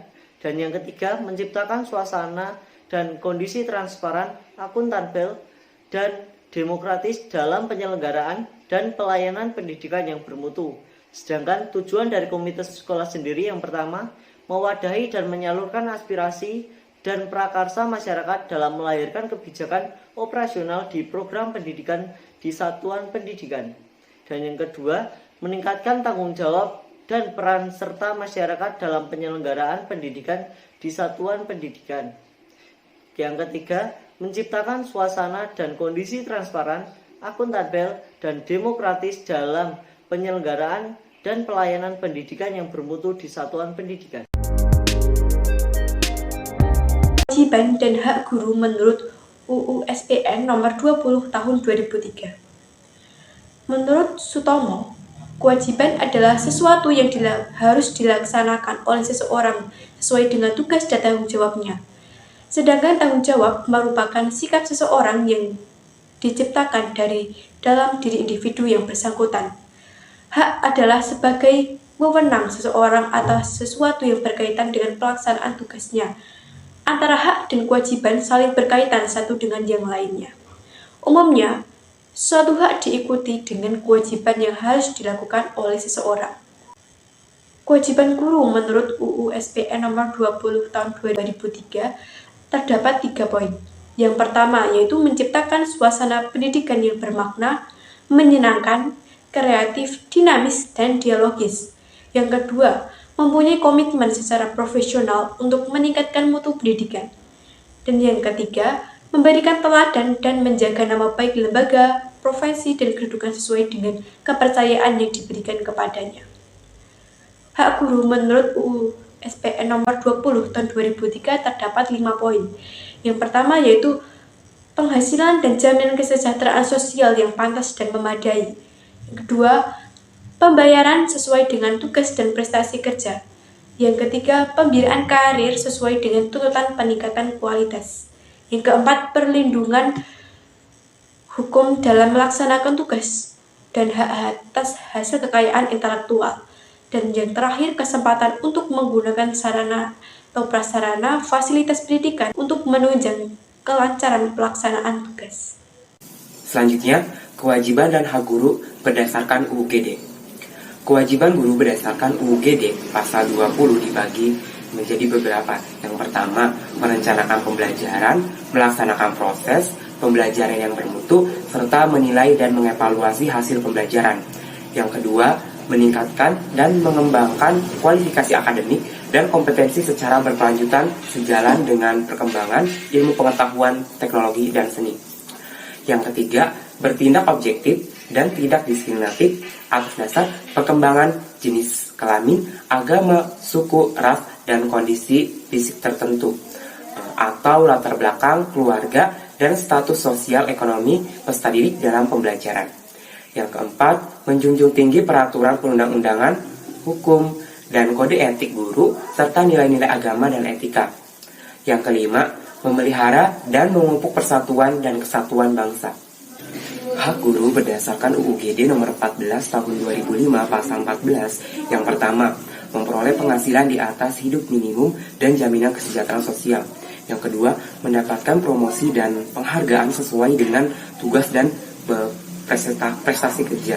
Yang ketiga, memperoleh perlindungan dalam melaksanakan tugas dan hak atas kekayaan intelektual. Yang keempat, memperoleh dan meningkatkan kompetensi. Yang kelima, memperoleh dan memanfaatkan sarana dan prasarana pembelajaran untuk menjunjung kelancaran tugas keprofesionalan. Yang keenam, memiliki kebebasan dalam memberikan penilaian dan ikut menentukan kelulusan, penghargaan, dan atau sanksi kepada peserta didik sesuai dengan kaidah pendidikan, kode etik guru, dan peraturan perundang-undangan. Memperoleh rasa aman dan jaminan keselamatan dalam melaksanakan tugas. Kedelapan, memiliki kebebasan untuk berserikat dalam organisasi profesi. Yang kesembilan, memiliki kesempatan untuk berperan dalam penentuan kebijakan pendidikan.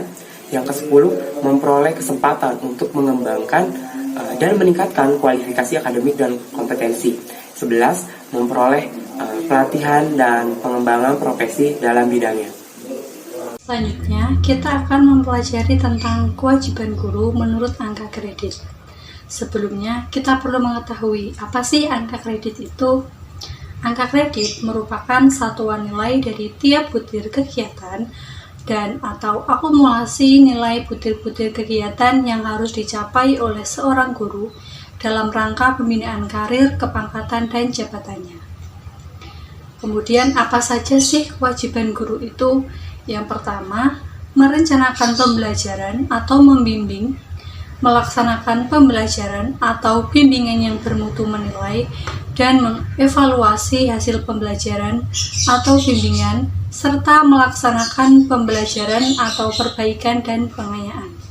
Yang kedua adalah meningkatkan dan mengembangkan kualifikasi akademik dan kompetensi secara berkelanjutan sejalan dengan perkembangan ilmu pengetahuan, teknologi, dan seni.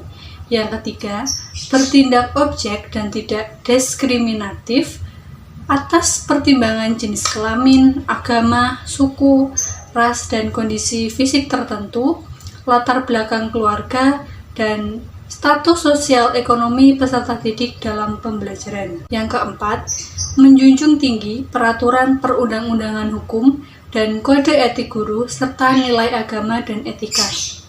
Dan yang terakhir, memelihara dan memupuk persatuan dan kesatuan bangsa. Kemudian kita akan mempelajari tentang pembinaan dan cuti guru. Pembinaan guru. Menurut Sucipto, pembinaan pada hakikatnya adalah usaha untuk meningkatkan prestasi mereka dengan memberikan hak-hak mereka, serta dengan berbagai usaha memotivasi mereka.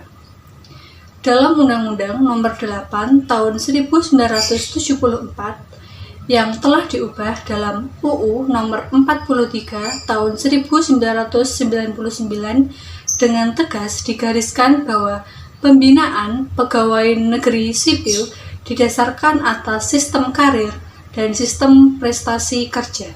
Kemudian sistem karir ini dibagi menjadi dua. Yang pertama adalah sistem karir terbuka, yaitu menduduki sesuatu jabatan atau lowongan dalam suatu unit organisasi terbuka bagi setiap warga negara apabila memiliki kecakapan dan pengetahuan yang diperlukan jabatan tersebut. Yang kedua adalah sistem karir tertutup, merupakan sesuatu jabatan atau lowongan dalam suatu organisasi hanya dapat diduduki oleh pegawai yang telah ada dalam organisasi dan tidak boleh diduduki oleh orang. Kemudian sistem prestasi kerja merupakan suatu sistem kepegawaian di mana untuk pengangkatan seseorang dalam suatu jabatan didasarkan atas kecakapan dan prestasi yang telah dicapai oleh orang tersebut. Dalam UU GD nomor 14 tahun 2005 pasal 32 dijelaskan bahwa pembinaan dan pengembangan guru meliputi pembinaan dan pengembangan profesi dan karir. Pembinaan dan pengembangan profesi guru meliputi yang pertama kompetensi pedagogik, yang kedua kompetensi kepribadian, yang ketiga kompetensi sosial, dan yang keempat kompetensi profesional. Gambar di samping merupakan isi dari kompetensi yang ada, yang telah disebutkan tadi. Kemudian cuti guru. Menurut PP nomor 24 tahun 1976, tujuan pemberian cuti adalah untuk memberikan dan menjamin kesegaran jasmani dan rohani pegawai serta bekerja selama jangka waktu tertentu. Cuti guru ini dibedakan menjadi beberapa. Yang pertama, cuti tahunan, cuti besar, cuti sakit, cuti bersalin, cuti karena alasan penting, dan yang terakhir cuti di luar tanggungan negara. Yang pertama, cuti tahunan. Cuti tahunan ini merupakan cuti di mana setiap pegawai yang telah bekerja sekurang-kurangnya 1 tahun secara terus-menerus berhak cuti tahunan, yaitu selama 12 hari kerja dan tidak dapat dipecah-pecah sehingga jangka waktu dari 3 hari kerja. Kemudian cuti tahunan yang tidak diambil dalam tahun yang bersangkutan dapat diambil dalam tahun berikutnya untuk paling lama 18 hari kerja, termasuk cuti tahunan dalam tahun yang sedang berjalan. Kemudian cuti tahunan ini tidak dapat diambil 2 tahun berturut-turut atau lebih, dapat diambil dalam tahun berikutnya untuk paling lama 24 hari kerja, termasuk cuti tahunan dalam tahun yang sedang berjalan. Selanjutnya, cuti besar. Setiap pegawai negeri sipil yang bekerja sekurang-kurangnya 6 tahun secara terus-menerus berhak atas cuti besar selama 1 bulan, termasuk cuti tahunan dalam tahun yang bersangkutan. Cuti sakit, yaitu pegawai yang sakit selama 1 atau 2 hari harus memberitahukan kepada atasannya, baik secara tertulis maupun dalam pesan dengan perantara orang lain. Pegawai yang sakit lebih dari 2 hari sampai 14 hari harus mengajukan permintaan cuti sakit secara tertulis kepada penjabat yang berwenang, memberikan cuti dengan melampirkan surat keterangan dokter.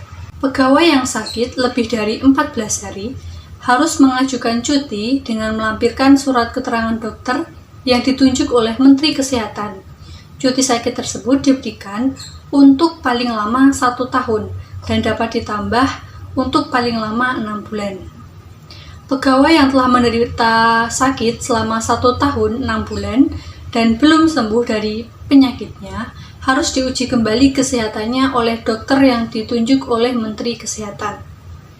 PNS wanita yang mengalami gugur kandungan berhak atas cuti sakit lamanya yaitu 1,5 bulan. PNS yang mengalami kecelakaan dalam dan oleh karena menjalankan tugas kewajibannya yang mengakibatkan PNS tersebut perlu mendapatkan perawatan berhak atas cuti sakit sampai ia sembuh dari penyakitnya. Kemudian cuti bersalin. Untuk persalinan pertama, kedua, ketiga, PNS wanita berhak atas cuti bersalin adalah 1 bulan sebelum dan 2 bulan sesudah persalinan. Bila diambil 2 minggu sebelum persalinan, maka haknya sesudah persalinan tetap hanya 2 bulan. Untuk persalinan yang keempat dan seterusnya, kepada PNS wanita diberikan cuti di luar tanggungan negara untuk persalinan, atau kalau mempunyai hak atas cuti besar, dapat menggunakan cuti besar tersebut sebagai cuti persalinan.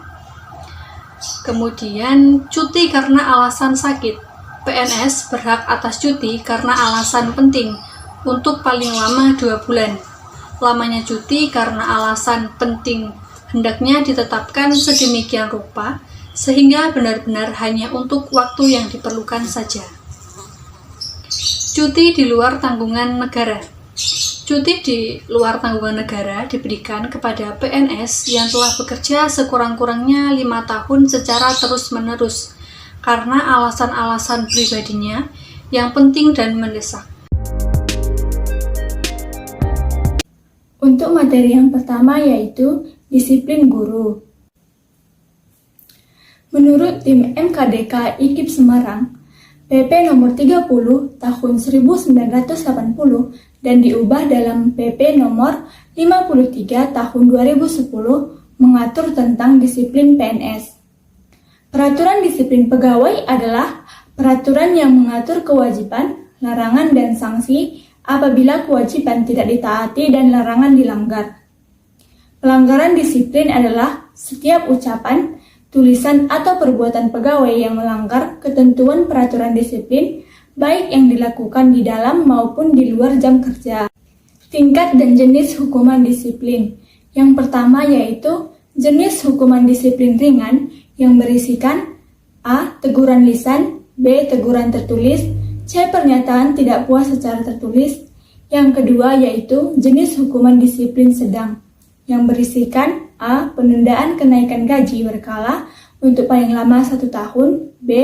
Penurunan gaji sebesar 2 kali kenaikan gaji berkala untuk paling lama 1 tahun, C. Penundaan kenaikan pangkat paling lama 1 tahun. Yang ketiga yaitu jenis hukuman disiplin berat yang berisikan A. Penurunan pangkat setingkat lebih rendah selama 3 tahun, B. Pemindahan dalam rangka penurunan jabatan setingkat lebih rendah, C. Pemberhentian tidak dengan hormat. Adapun pejabat yang diberi wewenang menghukum yaitu Presiden bagi PNS, Menteri untuk semua jenis hukuman kecuali yang sudah menjadi wewenang Presiden, dan Menteri dapat mendelegasikan wewenang kepada pejabat lain. Menurut UU GD pasal 77 ayat 1 dan 2 dijelaskan bahwa ayat 1, guru yang diangkat oleh pemerintah atau pemerintah daerah yang tidak menjalankan kewajiban sebagaimana dimaksud dalam pasal 20 dikenai sanksi. Ayat 2, sanksi berupa teguran, peringatan tertulis, penundaan pemberian hak guru, penurunan pangkat, pemberhentian dengan hormat, dan pemberhentian tidak dengan hormat.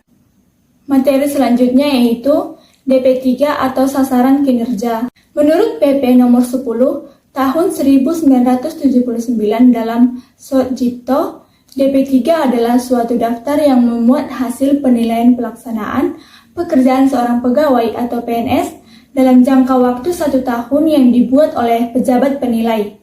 Menurut PP 46 tahun 2011, DP3 diganti dengan sasaran kerja pegawai atau SKP dan penilaian prestasi kerja. Tujuan DP3 adalah untuk memperoleh bahan-bahan pertimbangan yang objektif dalam pembinaan pegawai atau PNS berdasarkan sistem karir dan sistem prestasi kerja. Adapun unsur-unsur yang dinilai dalam DP3 yaitu kesetiaan, kejujuran, prestasi kerja, kerjasama, tanggung jawab, prakarsa, ketaatan, dan kepemimpinan. Selanjutnya saya akan menjelaskan tentang peranan guru. Secara makro, tugas guru berhubungan dengan pengembangan sumber daya manusia yang pada akhirnya menentukan kelestarian dan kejayaan kehidupan suatu bangsa. Menurut Joni tahun 1991. Pada dasarnya, peran guru adalah mendidik dan mengajar peserta didik agar peserta didik menjadi manusia yang dapat hidup selaras dengan hakikatnya sebagai manusia. Dalam bertemu dan berhubungan dengan sesama, dunia dan hubungannya dengan Tuhan. Kedua tugas tersebut merupakan satu kesatuan yang tidak terpisahkan agar pengembangan manusia Indonesia seutuhnya dapat terwujud dengan baik. Selanjutnya, menurut Surya, dalam Kartikawati tahun 1993, peranan guru sebagai berikut. Yang pertama, guru sebagai mediator kebudayaan. Bahwa seorang guru harus sanggup memberikan, mengajarkan, dan membimbing berbagai ilmu pengetahuan, keterampilan, dan sikap kepada murid-muridnya. Kemudian yang kedua, guru sebagai mediator dalam belajar. Bahwa guru dapat membelajarkan siswa dengan membuat situasi belajar yang kondusif. Kemudian yang ketiga, guru sebagai pembimbing. Bahwa guru membantu tercapainya kedewasaan anak, maka guru perlu memperhatikan aspek pribadi murid, antara lain bakat, minat, sifat pribadi, kebutuhan, sikap, dan lain-lain. Kemudian, guru sebagai mediator antara sekolah dan masyarakat. Dalam hal ini, guru mempunyai tanggung jawab dalam kelancaran hubungan antara sekolah dan masyarakat. Kemudian peranan guru selanjutnya yaitu guru sebagai penegak disiplin. Guru harus menegakkan disiplin baik di dalam kelas maupun di luar kelas. Guru harus menjadi tauladan bagi terlaksananya suatu disiplin. Kemudian, guru sebagai administrator dan manajer kelas. Sebagai administrator, guru berperan dalam merencanakan, mengatur, atau mengorganisasikan, mengarahkan kegiatan, melaksanakan segala rencana pendidikan, serta mengawasi dan menilai kegiatan-kegiatan pendidikan. Kemudian, sebagai manajer kelas, guru merupakan penguasa dan bertanggung jawab terhadap kelancaran pendidikan. Kemudian, guru sebagai anggota profesi. Guru harus memiliki pengetahuan, kecakapan, dan keterampilan tertentu. Kemampuan dan keterampilan dalam membimbing murid. Selanjutnya, terdapat tugas pokok guru. Menurut Darmodi Harjo, dalam Sutomo tahun 1999 mengemukakan 3 tugas pokok guru, yaitu yang pertama, tugas profesional. Merupakan tugas yang berkenaan dengan profesinya, meliputi mendidik dan mengajar. Yang kedua, tugas manusiawi, merupakan tugas guru sebagai anggota masyarakat dan warga negara. Guru bertugas untuk mewujudkan dirinya. Yang ketiga, tugas kemasyarakatan, merupakan tugas guru sebagai anggota masyarakat dan warga negara. Selanjutnya, terdapat tugas pokok guru menurut Undang-Undang Nomor 14 Tahun 2015. Yang pertama, merencanakan pembelajaran atau pembimbingan. Yang kedua, melaksanakan pembelajaran atau pembimbingan. Yang ketiga, menilai hasil pembelajaran atau pembimbingan. Yang keempat, membimbing peserta didik. Yang kelima, melatih peserta didik. Yang keenam, melaksanakan tugas tambahan yang melekat pada pelaksanaan kegiatan pokok sesuai dengan beban kerja guru. Selanjutnya kita masuk ke materi fungsi guru. Fungsi guru sendiri terdiri dari 3, yaitu sebagai agen pembelajaran, tenaga profesional, dan tenaga kemanusiaan. Yang pertama, sebagai agen pembelajaran. Guru merencanakan pembelajaran atau pembimbingan untuk meningkatkan kualitas pendidikan nasional. Yang kedua, sebagai tenaga profesional. Guru meneruskan ilmu atau keterampilan atau pengalaman yang dimilikinya atau dipelajarinya kepada peserta didiknya. Yang ketiga, sebagai tenaga kemanusiaan.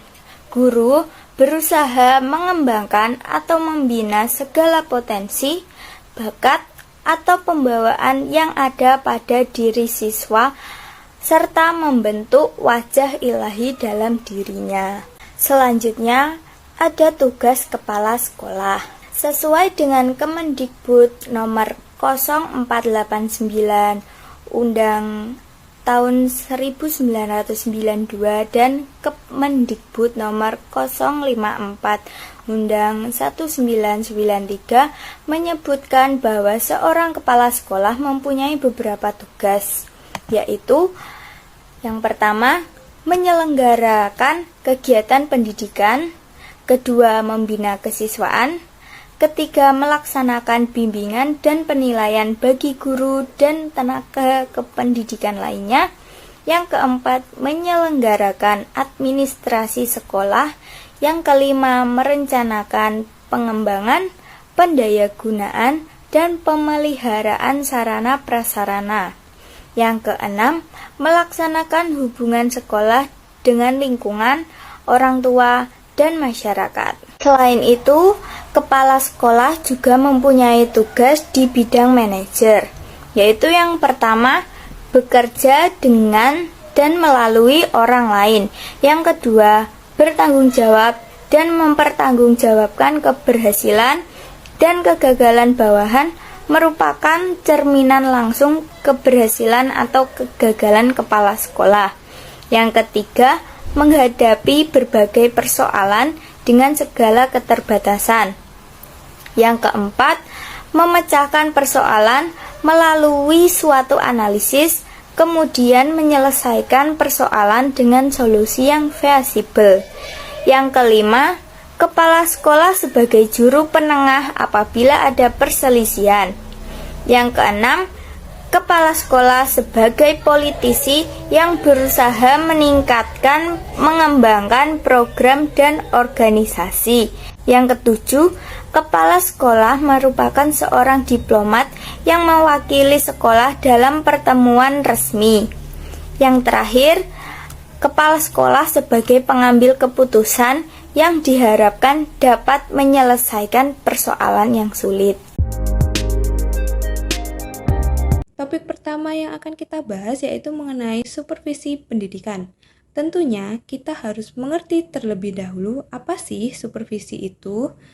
Jadi, supervisi berasal dari dua kata, yaitu super dan vision. Kata super berarti peringkat atau posisi yang lebih tinggi, superior, atasan, lebih ahli, atau lebih baik. Sedangkan kata vision berarti kemampuan untuk menyadari sesuatu yang tidak benar-benar terlihat.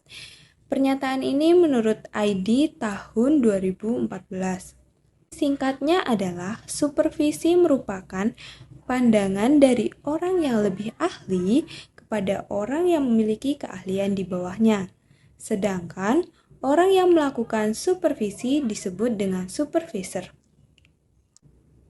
Nah, setelah kita telah mengetahui supervisi itu apa, langsung saja kita lanjutkan mengenai pengertian dari supervisi pendidikan.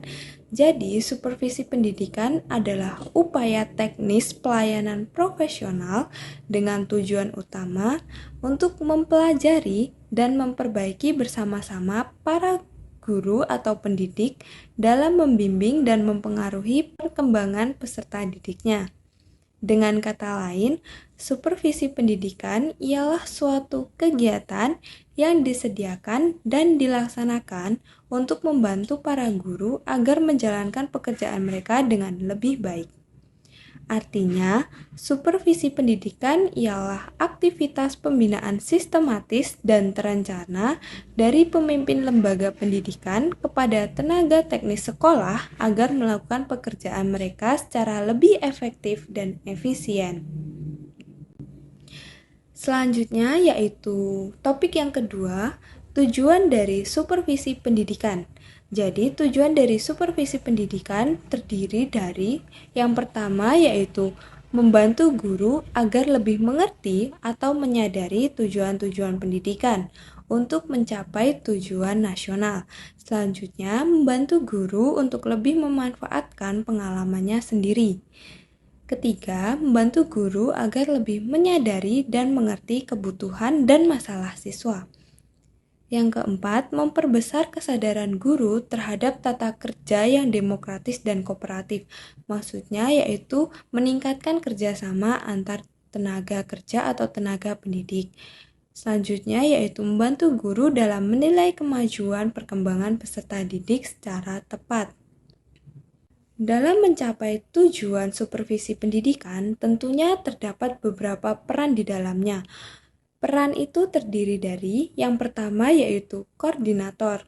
Koordinator bertugas untuk mengkoordinasikan program belajar mengajar, tugas-tugas guru dalam berbagai kegiatan yang berbeda. Kedua, ada konsultan. Konsultan bertugas untuk memberi bantuan konsultasi masalah yang dialami guru. Peran selanjutnya yaitu sebagai pemimpin kelompok. Pemimpin kelompok merupakan seseorang yang memimpin sejumlah staf guru dalam mengembangkan kurikulum, merancang program pembelajaran, materi pembelajaran, dan kebutuhan peningkatan kompetensi profesional guru-guru secara bersamaan. Peran yang terakhir yaitu evaluator.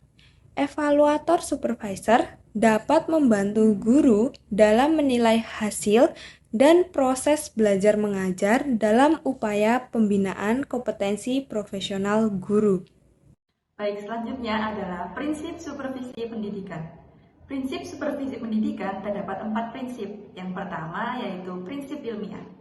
Prinsip ini merupakan supervisi dilaksanakan secara objektif, sistematis, dan juga terencana. Kemudian yang kedua adalah prinsip demokratis. Prinsip ini menjunjung tinggi harga diri dan martabat guru sebagai mitra kerja peningkatan mutu sekolah. Kemudian yang ketiga adalah prinsip kerjasama, yaitu proses supervisi dilakukan dengan memberi support, mendorong, dan menstimulasi guru sehingga guru merasa tumbuh bersama.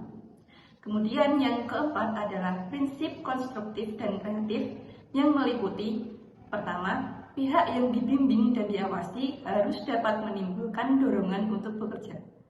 Kemudian supervisi dilakukan dengan realistis dan mudah dilaksanakan. Kemudian supervisi tidak bersifat mendesak atau otoriter. Dan yang terakhir adalah supervisi didasarkan pada hubungan profesional, bukan atas dasar hubungan pribadi. Kemudian terdapat prinsip supervisi pendidikan menurut ID tahun 2014 yang meliputi 7 prinsip.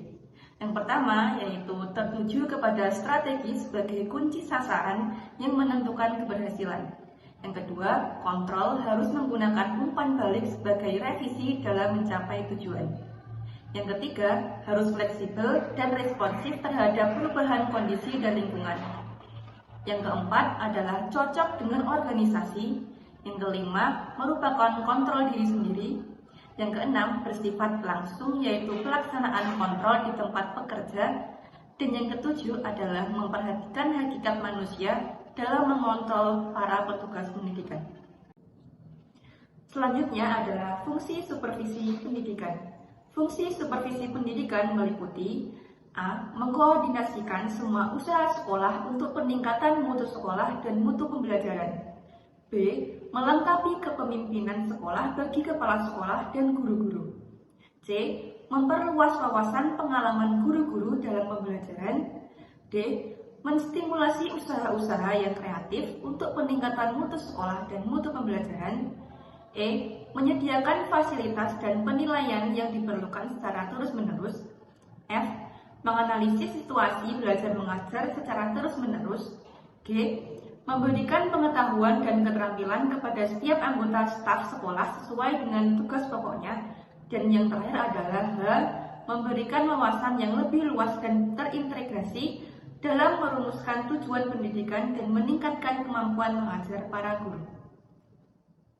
Selanjutnya adalah teknik supervisi pendidikan. Teknik supervisi pendidikan meliputi 2 teknik. Yang pertama adalah teknik individual dan yang kedua adalah teknik kelompok. Teknik individual merupakan bantuan yang dilakukan secara sendiri oleh petugas supervisor, baik terjadi di dalam kelas maupun di luar kelas. Contohnya seperti kunjungan kelas, observasi kelas, wawancara perseorangan, dan wawancara kelompok. Kemudian adalah teknik kelompok. Teknik kelompok merupakan teknik yang digunakan bersama-sama oleh supervisor dengan jumlah guru dalam suatu kelompok. Contohnya adalah pertemuan orientasi sekolah bagi guru baru, rapat guru, lokakarya, diskusi penelitian dan penataran, dan selanjutnya adalah seminar.